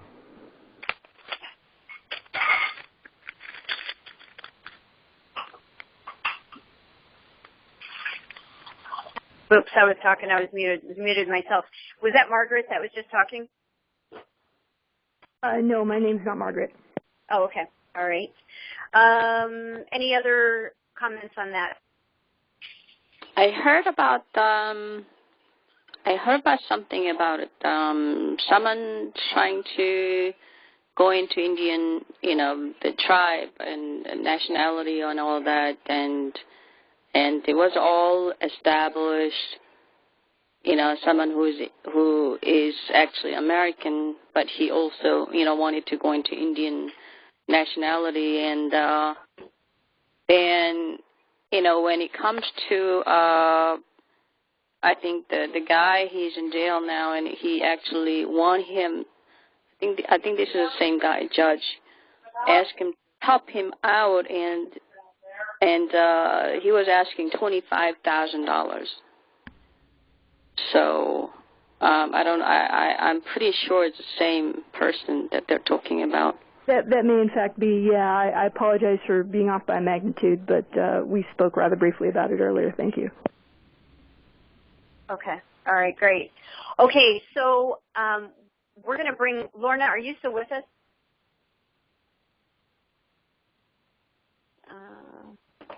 Yep, I'm here. I was muted. Okay, no worries. I just want to, I'm going to go with you here in just a second, but I wanted to let you guys know I had the most awesome phone call before this call tonight, and we're going to do one more special call this week. I don't know the date or the time yet. I'm totally putting it in this other person's hands, so I apologize if it's in the middle of an afternoon, you can't do it, or it's an evening time and you're not available. It will not be on Thursday because Thursday is already booked, but this is a call I promise you guys you do not want to miss. This is probably the biggest call we've done. Thursday night, we ended our call early because we went over to hear Rodney at 9 o'clock. Rodney is going, yes, and Rodney is going to, there was a lot of interruption on that call, and so he couldn't get he couldn't complete a story really because there was other questions and things that were being asked. You guys know the format of our calls here at 42 Action. We let the speakers speak and get the whole story out. And he is going to get the floor. We're going to have everybody hold their questions. Write them down as you go, but hold your questions when we do get them on. And he is going to give us, he said he's got 13 traffic, what did he call it? I wrote it down. 13 traffic things that he'd gone through himself. I guess I don't have my notes in front of me. And he won all 13. He said it's a simple procedure. He's going to give it to us. He's going to talk about his case. And, we talked for probably a good solid 20 minutes. And, he said that we have to learn all of the objections. He said more, so we're not going to be filing Title 42s. It's more called constitutional tort. So I don't know what we're going to do. The site's called 42 Action, guys. We're stuck. So he's going to go over summary judgment. He's going to talk about different things. An interesting thing happened when he was in the courtroom, and he was going back and forth with the judge, and the bailiff stood up. And when the bailiff stood up, that meant something. I don't know if you guys are aware of that, but the bailiff stood up, and so he asked something like, well, do you want to come over for the record? Somebody put us on hold. Hold on a second. That would be an on-guard position. Let me mute this guy's line. Hold on. Okay. Yes, you're right. And so he actually asked him if he wanted to come over for the record, and the judge went and kind of got lippy with him and said, you're not ready to run my courtroom. And, he went back and forth with him. And the bailiff, in the long run, sat back down. So he's got the answers, you guys. And one of the things that he said he started with was Rick Schramm. If you don't have the copies of Rick Schramm, you need to get with me, support at 42action.org. Also on the, so that's all I'm going to say about that. He's coming up. We're going to have him on this week. It's going to be really great. Could be this weekend. So just watch your emails. Be ready. You don't want to miss this. On last night's call, I don't know if you guys heard it, but he said 95% of the traffic pullovers are in fraud. So you don't want to miss them. That's really all I had about that. If when we got on foreclosure subject there, Brad piped in to reach out to me. If you have a foreclosure case and you're wanting to move forward, the judge had mentioned a company. Brad works directly with them. I personally don't have foreclosure knowledge. I'm not in a fight like that, so I've not made that the avenue I'm like becoming, the expert at. So send me an email, though, and I'll get you in touch with Brad.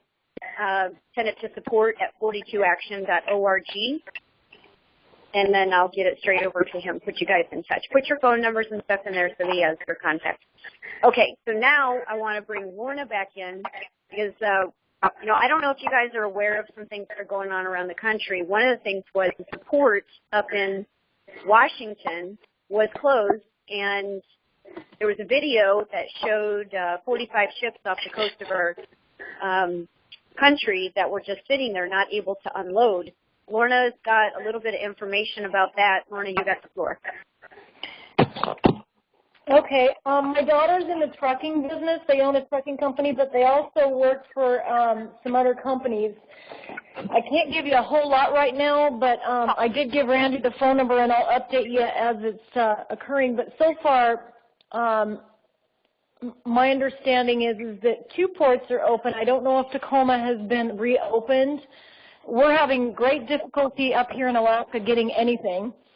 There's well, I can't say one. There's most likely multiple stores in Louisiana that have empty shelves. We know that through my uncle who was in the military, he's got his thumb on the heartbeat of the military, there are refineries shut down. There are railroads that are not rolling. I mean, it looks like a grab. It looks like it could be another false flag. I don't know, but they're shutting an awful lot of stuff down. So if you don't have seeds, if you don't have food, if you don't have a way to filter your water, and if you don't have stored foods, you better get it fast. I don't know if this is it, but if it's not, it's a real good example of what will happen. It won't take very long. We're at the very end of the transportation line in Alaska. It's good that we have seasons that we can grow, and for some reason I was, well, actually every year I start my starts in January. I got a late start. But you need to be able to take care of yourself. I'd also like to put a plug in here, a couple plugs.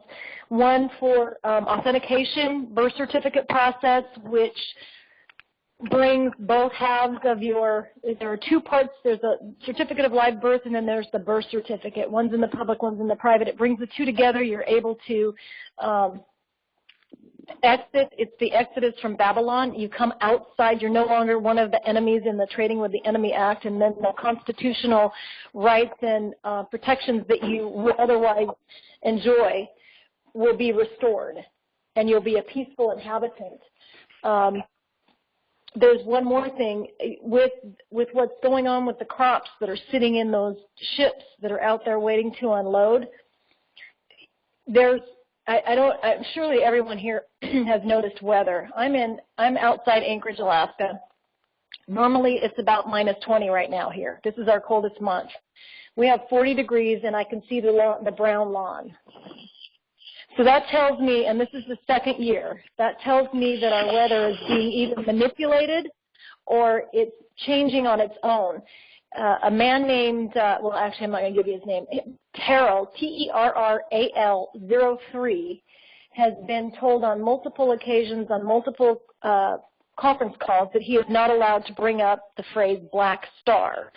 Whether you're a Bible reader or not, if you look at Ezekiel talks about it, and Revelation talks about a star, I think it's called wormwood, approaching the earth, and we're going to have earth changes. It says that it's going to burn all of the grass and 1/3 of the trees, and that the waters will be struck, et cetera, et cetera, et cetera. That's either analogy or it's real. But we're seeing some of those things happening now. You can go to Terrell 03 or 03 at YouTube and look at his YouTube channel to see what's going on. The reason that I bring that up is because last year, I'm a master gardener, and last year I logged that our spring came a month early, 30 days early. Something's wrong with that. It didn't stop. We had a 30-day early fall and a 30-day early winter. This year, I can send you a picture if you'd like. It's not a goji berry, it's a gooseberry plant, has 7 inches of growth on it. That tells me that the seasons have changed. Now apply that to all of the producers across the United States. We're talking the breadbasket of the world.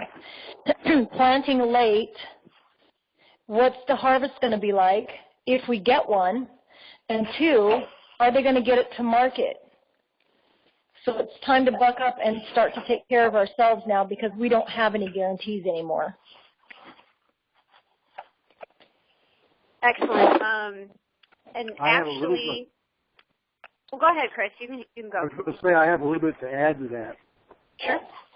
Part of what we're observing, in my estimation, and I pay attention to things going on, kind of like Lorna does, although I'm in a different traffic of America. But I've noticed that the past year, the sun is tracking to a more southerly direction than what has normally in previous years been normal. That suggests to me that we've had some degree of polar shift or reorientation of the positioning of the North and South poles, which could account some modicum of weather change, although I do not discount the absolute, irrefutable ability to manipulate, guide, and modify the weather by man-caused activity.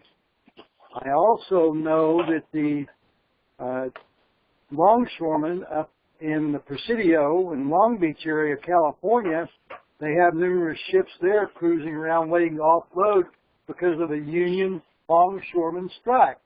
That comes directly from the union arm of the Obama administration. They're doing exactly what this government wants to precipitate, a food shortage, a product shortage, and to bog up commerce and to interfere with the normal chain of things. And I agree with Laura totally. We all have to be very, very aware. You certainly want to accumulate as many supplies, food, toilet paper, baby food, whatever else you need, so that you can sustain for at least 30 days, if not for 3 to 6 months, if you have it in your ability to do so. But these are very tenuous and dangerous times, so everyone should be at least modestly prepared, be alert, and don't be afraid to share with your friends like Randy or others, and they'll send out emails back and forth, and we can all lead a fairly global network of advisories and awareness of things that are going on. Thank you very much. Thank you. By the way, how many ports are closed that you had word on, Lorna? 27. 27 ports across the country. They're scattered around. That's what my uncle told me. Basically, these are union, and they are on strike, and they want to get paid more money. And these guys, they get paid like close to $150,000 a year, and they want more money. So Obama basically states that if they do not stop this strike at a certain point, then they are going to have a militia take over and upload their ships. So Obama said a militia would take over? Yeah, that's what I heard. So interesting. They have up to a certain time, and if they don't, they are striking and they don't want to come to work, then they may kiss their jobs goodbye, because people are willing to work for even half of that price. So yeah, we'll see.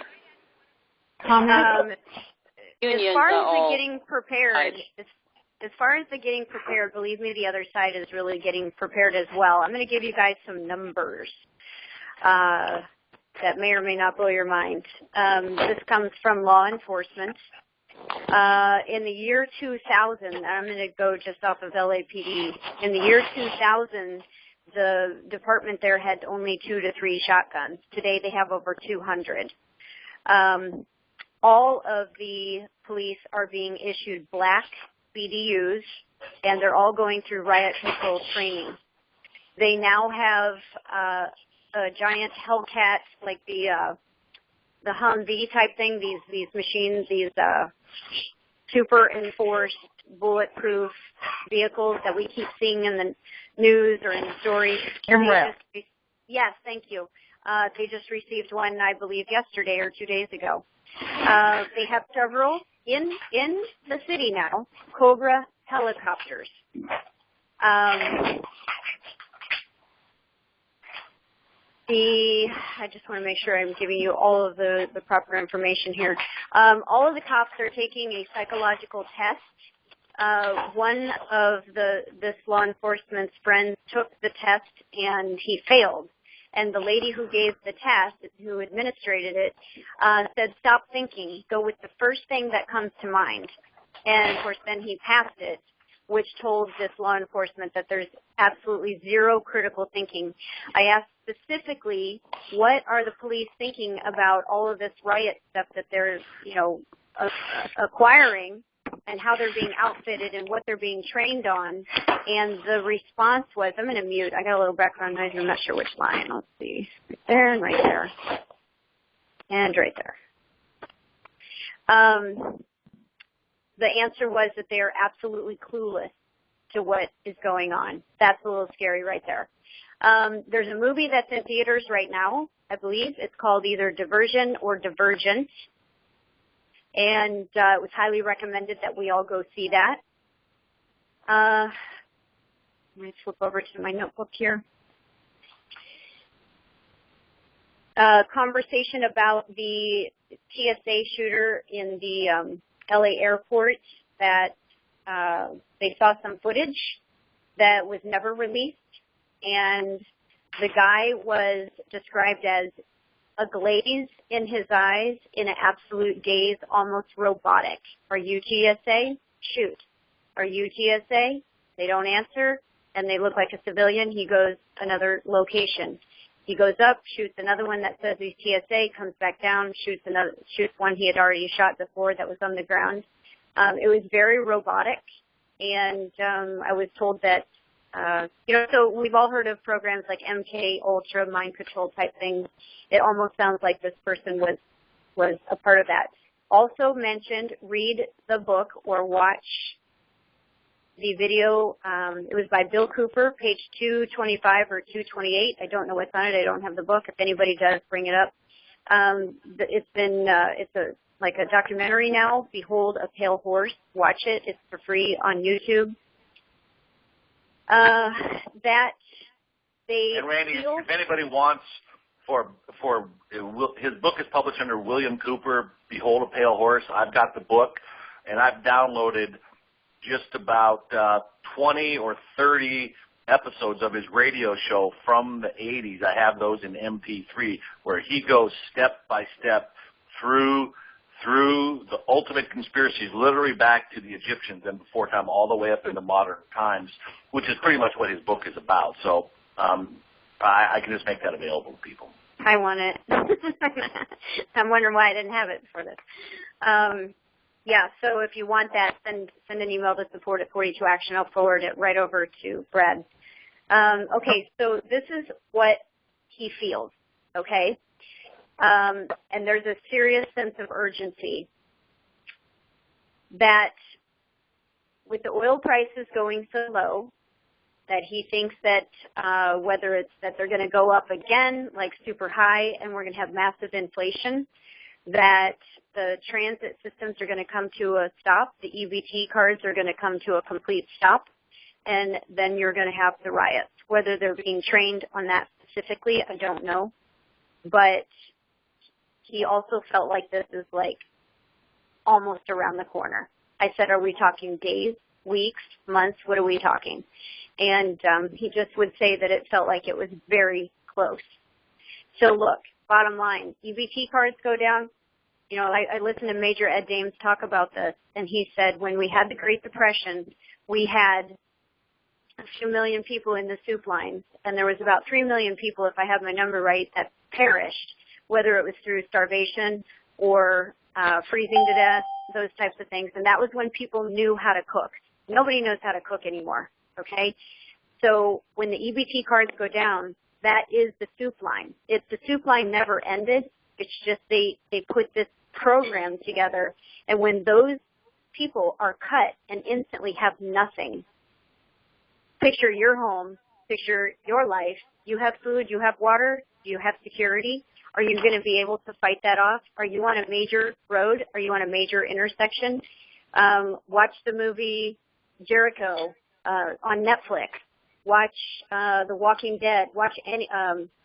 Trying to think of some of these other ones that have been out there. What do people do when they're hungry? They walk. If they don't have a vehicle, they walk. Are they going to walk to your house? Are you prepared for this? This is around the corner. You can look at Harry Dent. Look at Zero Hedge. Here's the way things will go. ZeroHedge.com.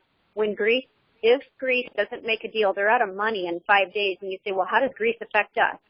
Well, when Greece goes down, the euro goes down. This is exactly how Major Ed Dames said it would happen. That the euro goes down, the Swiss goes down, and right after that, the U.S. dollar goes down. Now, I'm not a predictor. I'm just passing on the word. I'm a conduit to get the information out, and then you on this call have to turn around and go protect your family. They call that the domino effect. That's right. Yep. I'd like to comment. I want to just give some information. First, I want to, I don't like the scare tactics. I'm not trying to scare the scare tactics. No, me, not you, me. Okay. So here that I'm not telling you this to scare you, I'm telling you this because it happened and it's a fact, and I'm secondhand knowledge, but my husband actually did it. The the signs at the airports here, and I'm sure across the country, have changed. They moved. The earth, go check this out on James McCanney. Last name is capital M, lowercase c, capital C-A-N-N-E-Y. James McCanney is talking about all that's going on in the universe, and he works with NASA and with some contractors, and when he wouldn't do the uglies that they wanted him to do, he didn't work with them anymore. At any rate, he talks about the recalendar for he sells it at $45 for telling when the seasons are. And so knowing that the seasons are changing means the earth is moving. And my husband did the research. It's 40 miles a year that it's moving, and he actually, in 2 separate years, moved signs at Anchorage International and Fairbanks. So we know that the earth is moving. It's moving closer to moving toward, how can I say this? Alaska's moving closer to the south because the signs are moving to the north. So we know that that's happening. So the earth changes. A lot of what William Cooper talks about is that they also know about this, the alleged elites, and they've got these underground cities. Excuse me. They've got all their medical and everything. Scripture says they're going to their graves. Either way, we need to be prepared. What I've learned is that we need to be 1,000 feet in elevation. We need to be 100 miles from a coastline, because when this happens, the water's just it's going to go crazy, and you're going to have tidal waves that you're not going to have enough time to get away. In regards to the food, if you are 1,000 feet in elevation and 100 miles from a coastline, you're probably going to be in an area where the density of population isn't going to be anywhere close to what it is in the city. So you're going to have far more cohesion in the communities because you're going to have more people who are farming and doing those sorts of homestead type things. Let me look at my list here. He mentioned in that earlier conversation about the banks. I'd be really careful about doing anything with the banks, private banks. There are some people that are very educated about this, but be very careful with that, because unless you're outside the system, and that's that authenticated birth certificate where you exit Babylon with and you become an American national under the Constitution, they own you, and they will do whatever they like with you, and you can argue it in court, but until you take that title back, you literally are owned by them. Let me see what else I have. IamSomeDude.com. You may or may not be able to find that. If you cannot find that, go to Facebook, not one of my favorite places, but go there and look up Peaceful Inhabitants. listen to the audios there, especially anything that's with Boris. I need to tell you that Boris has been either asked or told to pull down all but one of his videos, which means he must be right on cue or they wouldn't do that, because they didn't burn books they didn't want us to know about.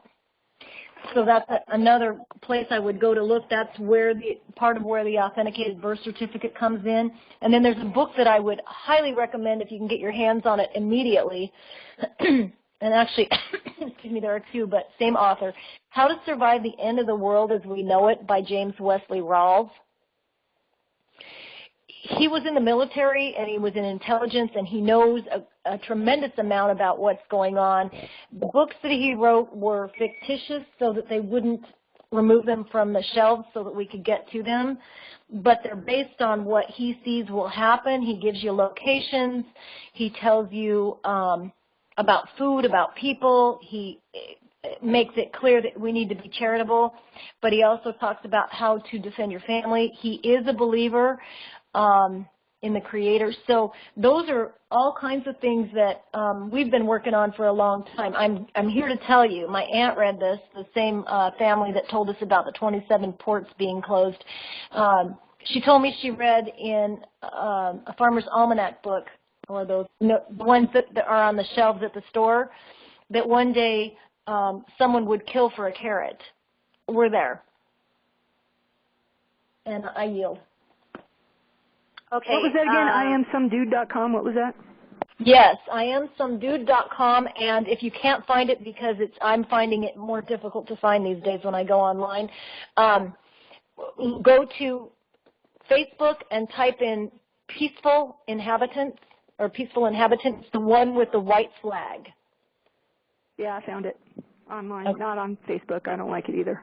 I don't either. So if you found it, then go there and take a look. Another website you can go to learn. I'm not endorsing anyone, but go to American National People of the Creator, and the website it's http://www.americannationals.me, and that should get you there. If not, I'll be sending the link to Randy. This though, the Lieber Code gave us receipts. The receipts are our birth certificates. When you come of age, and most of us are because it was a global awakening, when you take that birth certificate, and I don't know all of it, but I know that when you authenticate it at the state level and then you send that state level authenticated birth certificate to the Secretary of State at the federal level and you have it authenticated there, you can put an affidavit of ownership with it, and we filed it into a court case.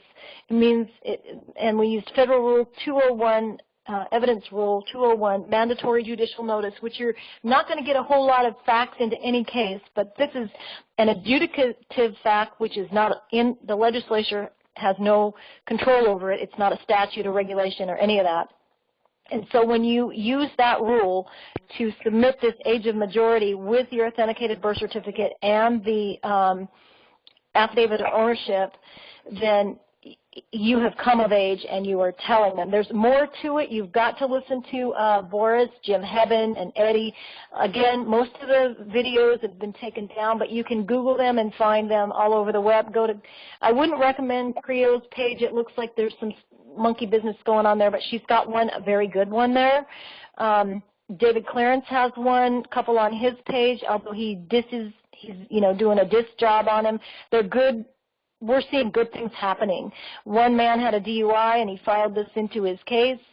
They expunged the case and they sent him a $60 check, which was, I believe, the interest on the equity in the case. That's incredible. All right, Kelby, did you want to speak? Yeah. Thanks, Randy. You're welcome. Listen, guys, if I could just encourage everybody, I hear a lot of information coming and a lot of craziness. I'm not saying that what you're talking about isn't absolutely true. It's not what I'm saying at all. I'm just saying it brings us to a point of being paralyzed in doing what we're supposed to be doing, and focusing on what we're supposed to be focusing. But that's not necessarily what I wanted to talk about. There's a lot of names mentioned, and I have a lot of love for those names, and there's good information in a lot of what those people teach. I have poured my life for like the last 8 years in trying to understand that aspect of Exodus, the modern-day Exodus out of the Babylonian system. And there's a lot of people that all have keys, and they put little bits of this and little bits of that out there. And I'm excited because we've, Eddie, I'm working with Eddie. Eddie works with Boris. I work with a ton of guys. We actually have a call where we get together, and this is all we do. And those guys that you mentioned are on the call. And so, not Boris, but a lot of other guys. And I want to encourage you guys that the information that we're coming out with it's going to be free, and it will be the modern day Exodus equivalent out of the Babylonian commercial system. And it's much easier than a lot of people think. There is a process, there's a procedure, but it starts with the 1040 and making a contract to be an employee of the United States, and the rescission of that is necessary. There's a lot of different things depending on if you're in a case or what have you. But running my website, his advocates, I see it all. I see it all, and I see all the tricks. I see all the good, the bad. I've been a part of the bad. I've been a part of the good. But there's been one process, and I wanted to just take a minute with you guys to help you understand, because some people call it American national. Some people call it U.S. national. Some people call it a state citizen. Some people call it non-resident alien. Some people call it peaceful inhabitant. And I want to do a correlation with you just so you get something through your heads, because this is critical to understand. What people call you doesn't matter. It's what you call yourself.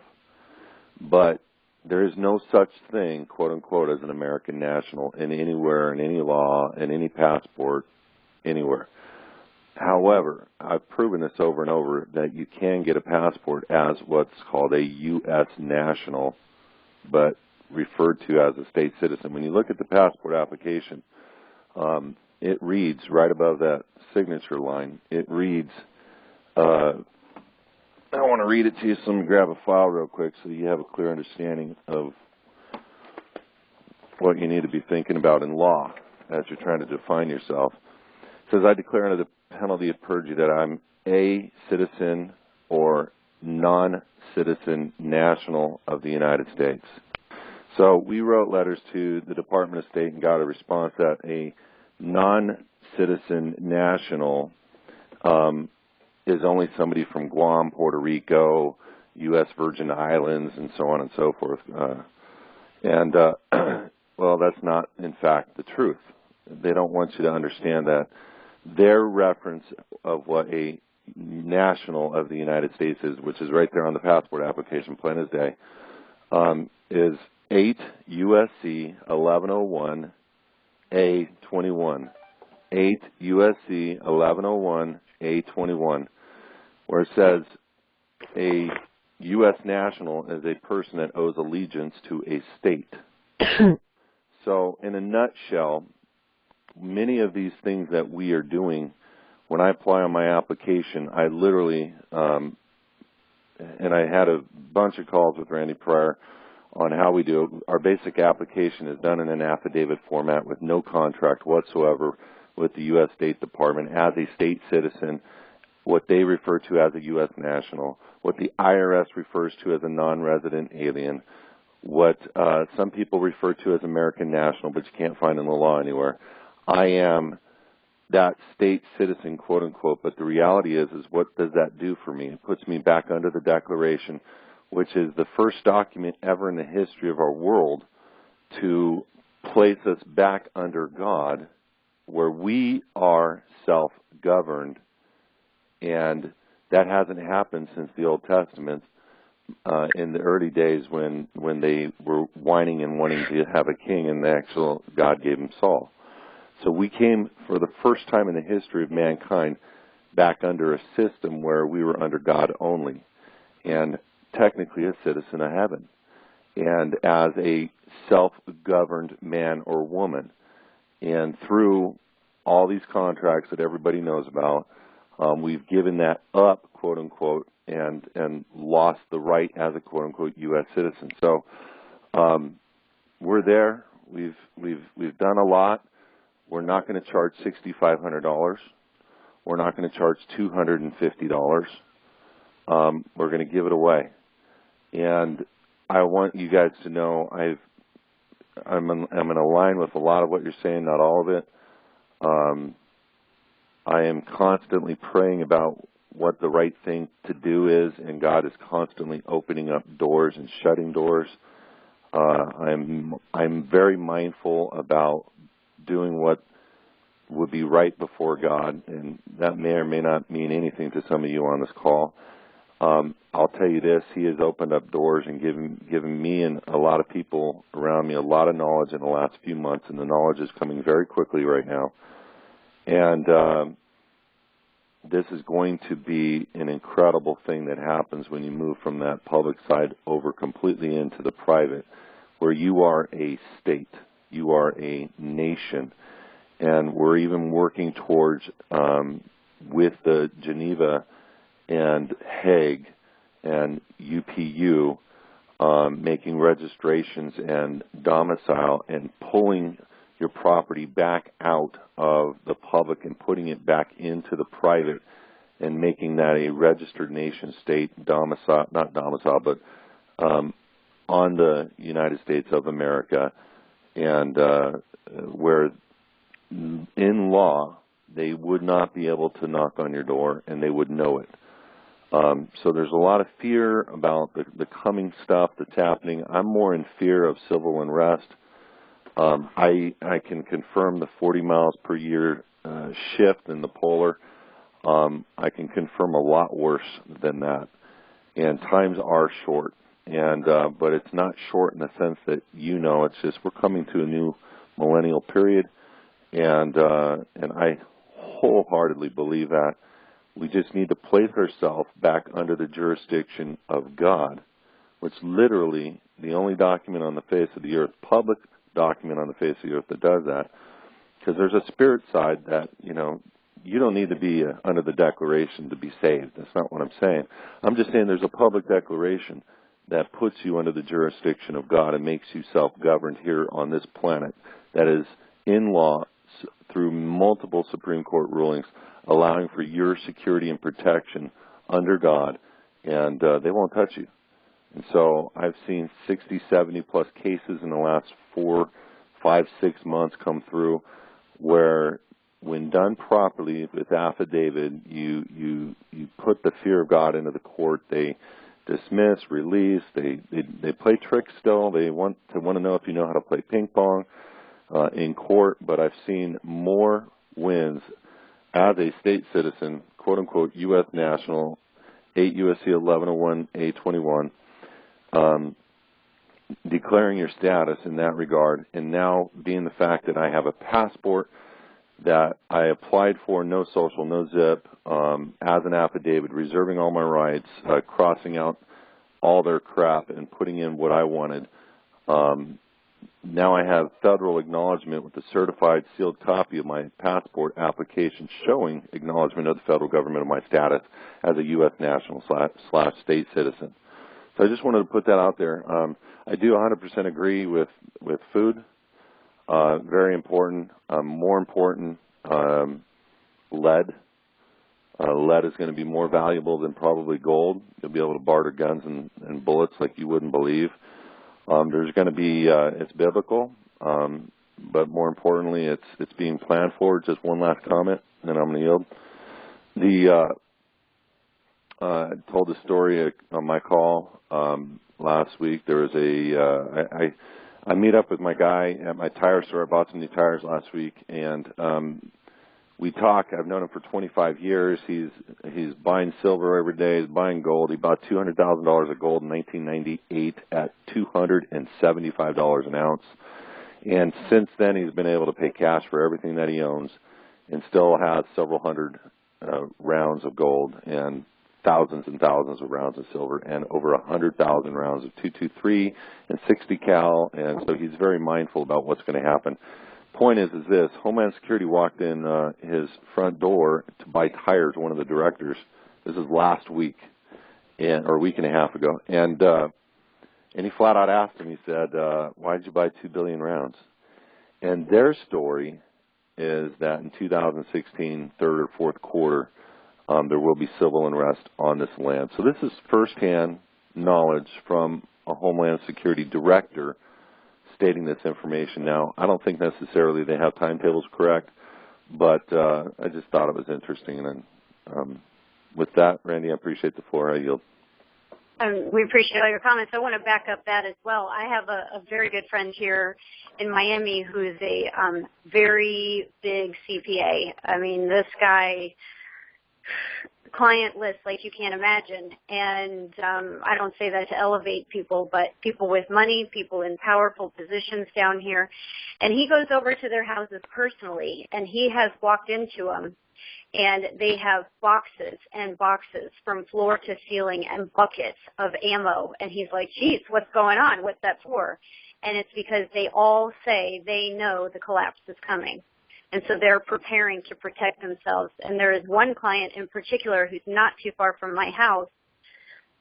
And the only reason I know somewhat of the location is because I ride back and forth to the beach and I pass the neighborhood. And it's a guarded neighborhood, and this particular client has built underneath of his house. Now, this is, you know, here in Florida, if you go a foot down, you're hitting water. And this guy has built a complete home underneath of his house that even the city inspectors don't know exists. And he's got it completely ready to go for civil unrest that he says he knows is coming as well. So they're kind of in the know. They know the law enforcement. They know the politicians. They get the word ahead of time. They know what's going down. So if they're going to these extremes, then we need to at least do something. I have a friend, several friends in Iowa that were supporters of my campaign when I was running, and you know, this was back in 2012, and they were telling me this. One person in particular back then had already put tanks, propane tanks into the ground. He had bought all the food for his family for years to come. And he had wind power set up. He had solar power set up. He had the whole thing decked out. He had the funds to do that. Most people don't have those kinds of funds. So these people see it. They know what's coming. And, you know, I'm 47. My grandfather was telling me as a child that this day would come. And my grandfather, I've been talking to him for a couple of months, but he's about 89 years old right now. And I went to visit him this summer when I did a road trip to the west, the middle of the country, Montana, et cetera. And he said, Randy, be prepared. Be prepared. And it like went to my bones the way he said it. He knows it's coming and it's around the corner. So that is not to put fear in you. That is to move you to get prepared. Always, of course, your heart first. Have that right, and everything else will fall into place, but get prepared. Kelby's website, he has, you know, freeze-dried food. Benjamin, we put the link in the email. My 15-year-old, he's studying to be a doctor of naturopath. They sell freeze-dried food with one of the companies he's with. So, you know, whether it's that or you go to the stores and you do something, if the ports are closing, which will they end the strike? Does Obama really want the strike to end, or you know, does he really want us to eat? Does he really care about us? I don't know. Just be prepared, you guys. Well, hey, one more comment. Yeah, just real 30 seconds, if I could. The food doesn't need to be expensive. It could be Costco. Go get a couple 100 pounds of whole grain brown rice and beans, and get a gallon of soy sauce. And your worst case scenario is you're eating the best protein that you can possibly make and the best grain that you can possibly have. and it'll sustain you. And you could do that for $150, $200. Have 6 months worth of food. Just thought. That's it. Thank you. Okay, ma'am, you wanted to make a comment? Yeah, I wanted to say I've heard about 3 different stories now of different stories about what's happening with the ships and everything. Mm-hmm. And then a comment was made on something that they were starting to, it might have even been on the news, that they were thinking about taking some of the ships around and unloading them on the East Coast or in the Gulf. Well, if we think about it, they are trying to finish the transcontinental highway down from Mexico all the way to Canada. And we live in Kansas, and we live right very, very close to the new intermodal, which is the center hub of the United States, where they wanted everything to go east. I assume it was on 70 each direction, and go north and south on 35. And what they wanted it to do was everything come up through around, must be the canal, and up through the Gulf and come up through Mexico. And when that comment came, I thought, well, sounds like if they hold this out long enough, in other words, they were going to close down all of the West Coast ports and move everything south through Mexico. And to me, it just kind of looks like they've set this up to force it to happen.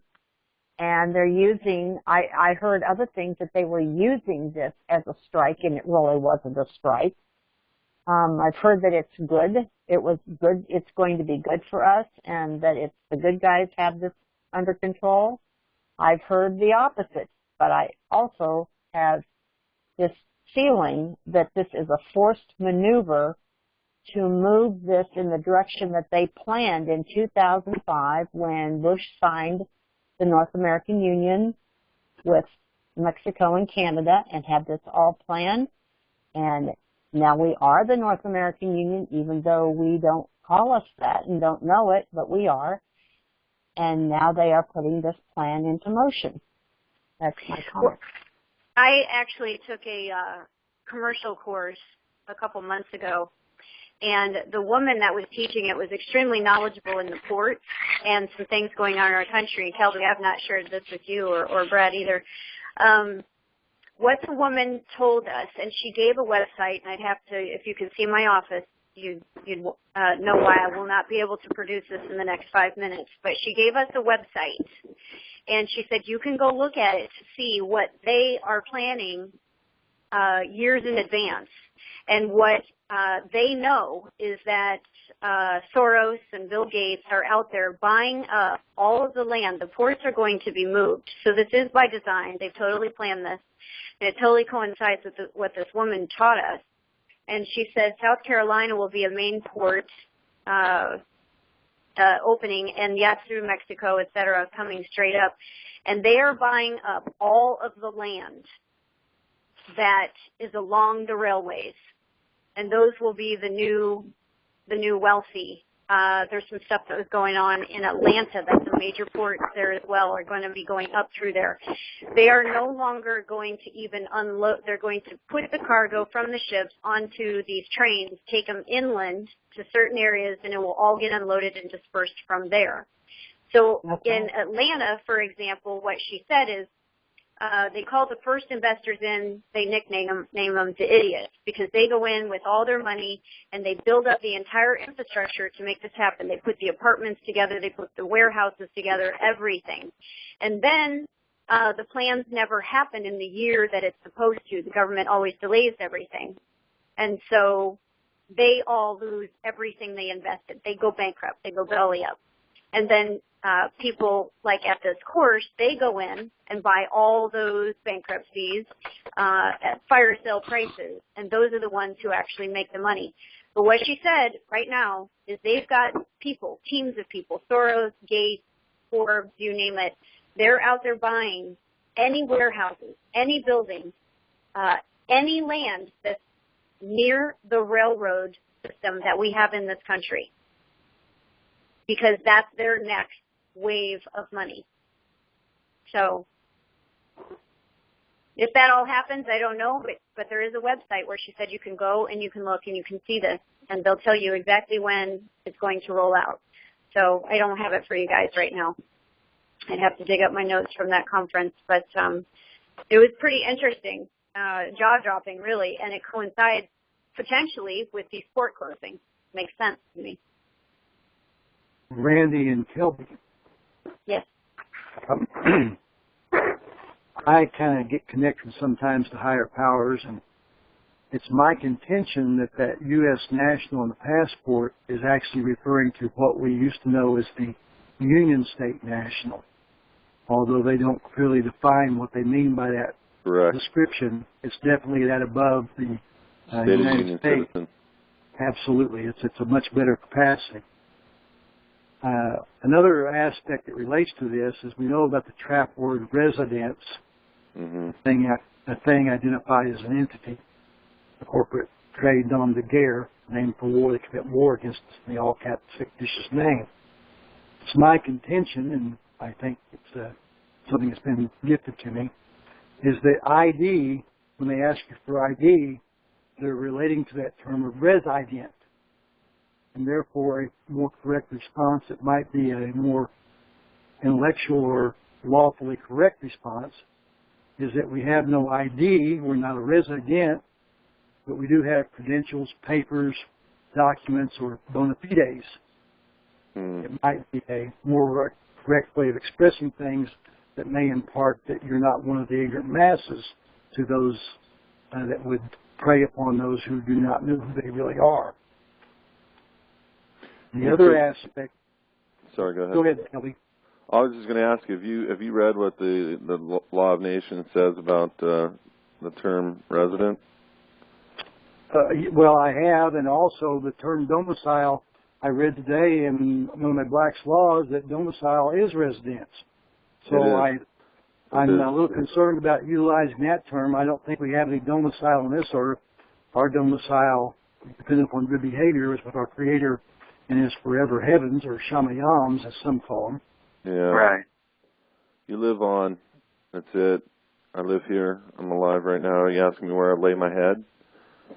Yeah. Well, we have temporary abodes while we're here on transient sojourn, pending our eventual return to our Creator's presence as good servants. So these are things. Get ahead. I was just going to say, in reading the book of Exodus this week, that's what it is. It's sojourn. I mean, that's the biblical term for the man or woman. Real quick, the word inhabitants, the Law of Nations.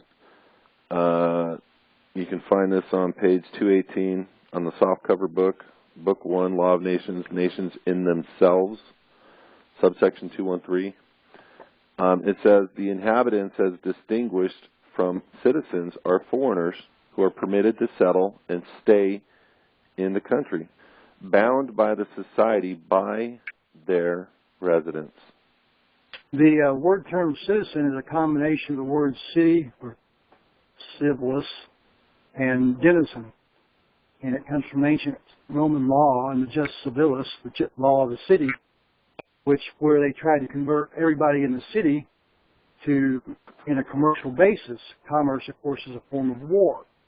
And therefore those merchants who are in commerce, who are really mercenaries, come into the city, and then the city, in order to create a tax benefit for themselves, try to treat everyone as mercenaries or merchants and give them that status so they can tax them under the legal schemes.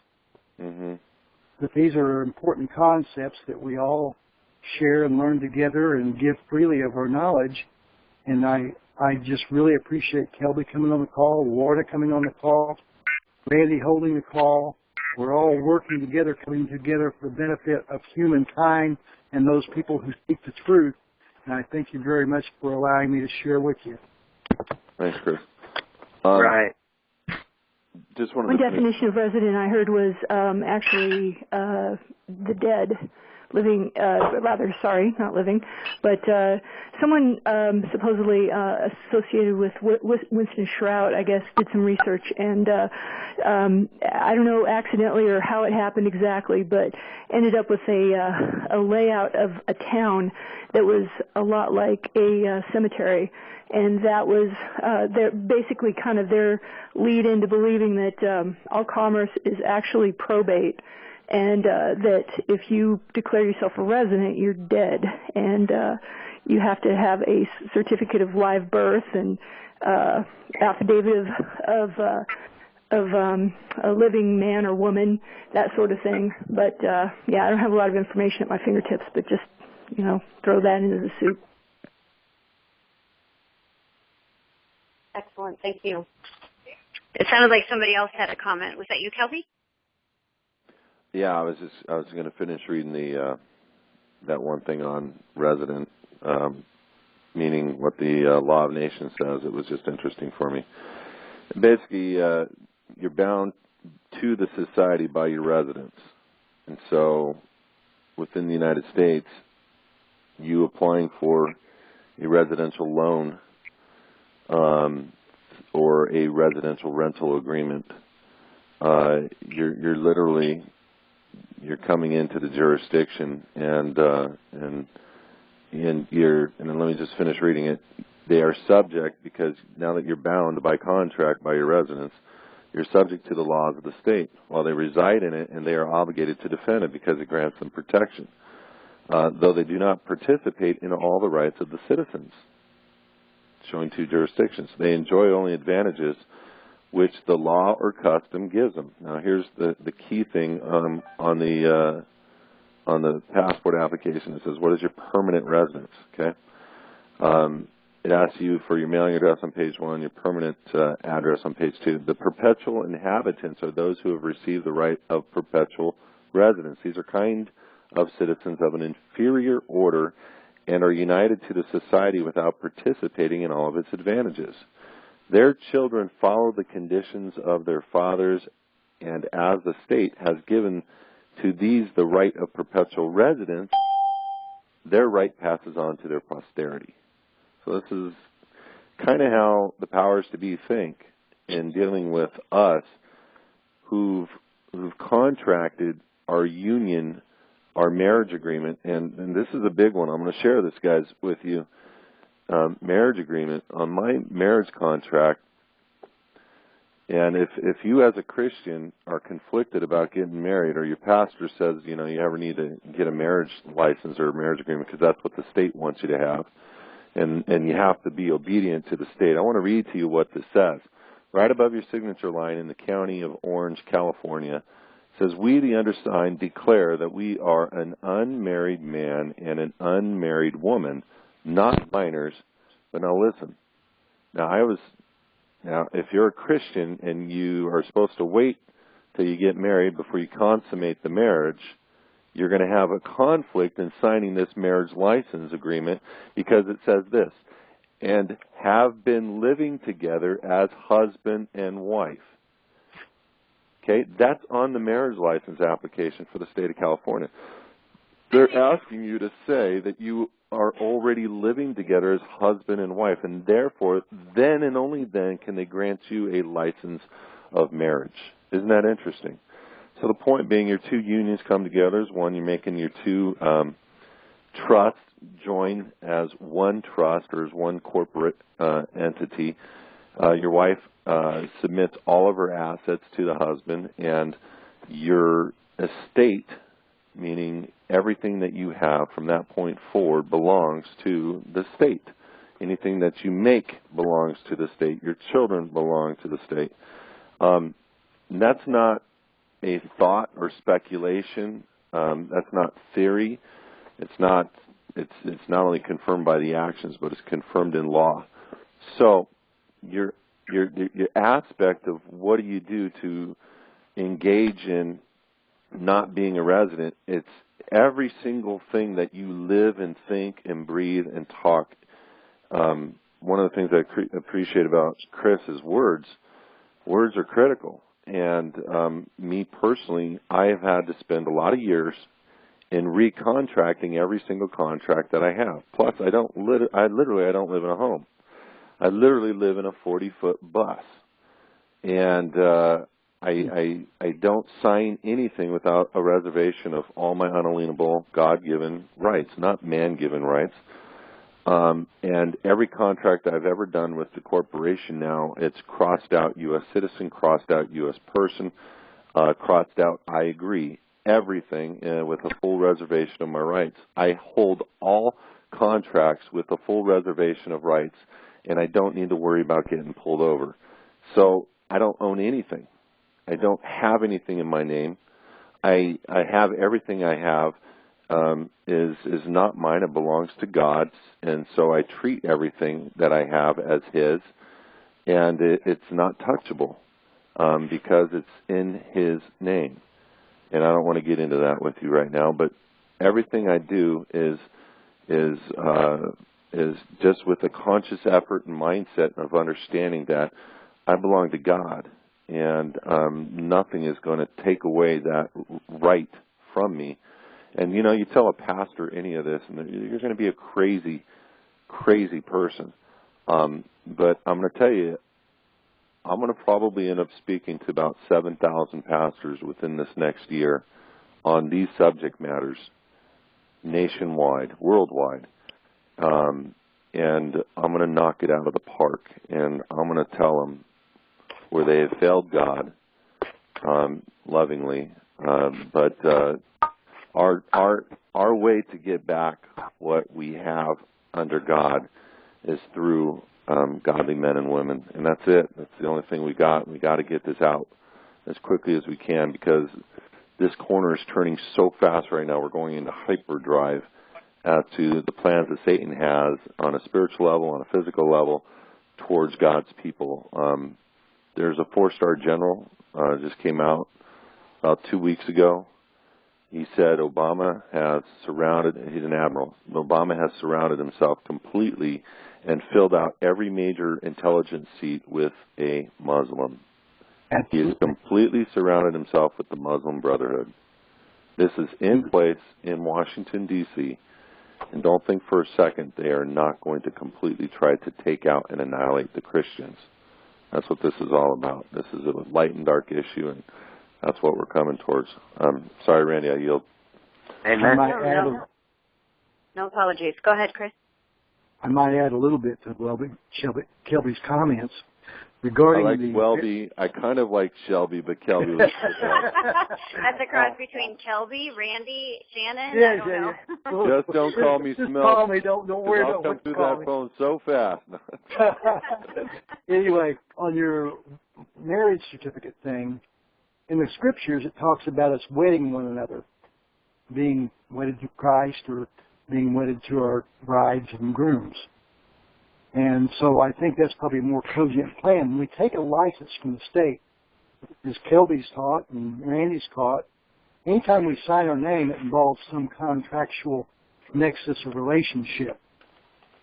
When we ask the state for a contract, we're testifying to the state to our incompetency by going and asking the state for permission to do what God has licensed.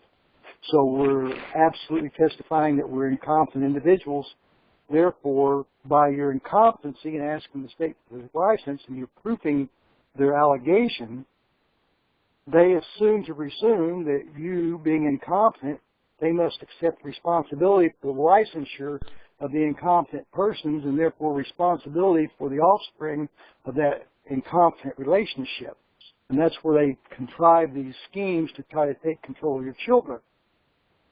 The other lady who spoke prior to Kelby related to the death name is exactly right. The all-cap Captus Maximus is only used on the death certificate.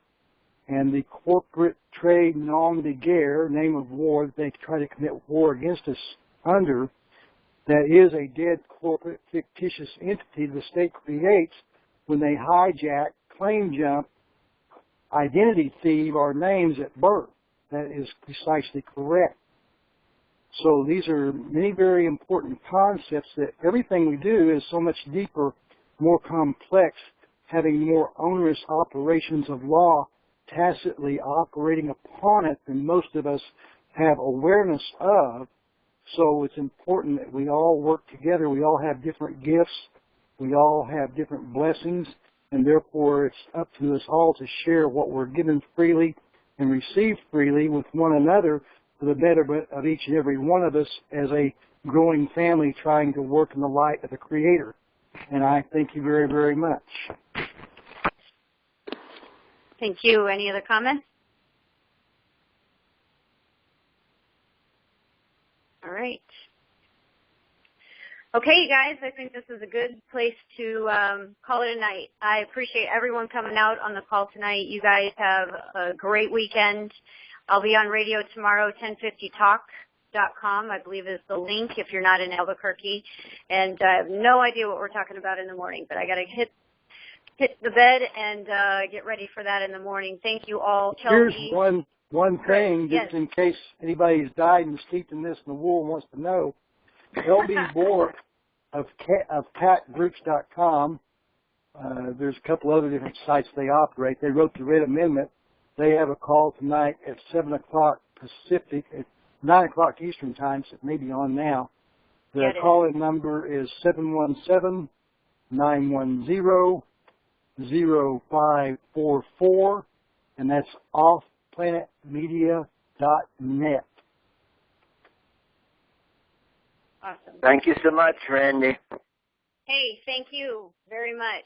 Good night, everybody. Brad, Gloria, Kelby, Chris, Lorna, all of those who participated. Thanks so much. Blessings to all. That's right. Blessings to everyone. God bless. Good night.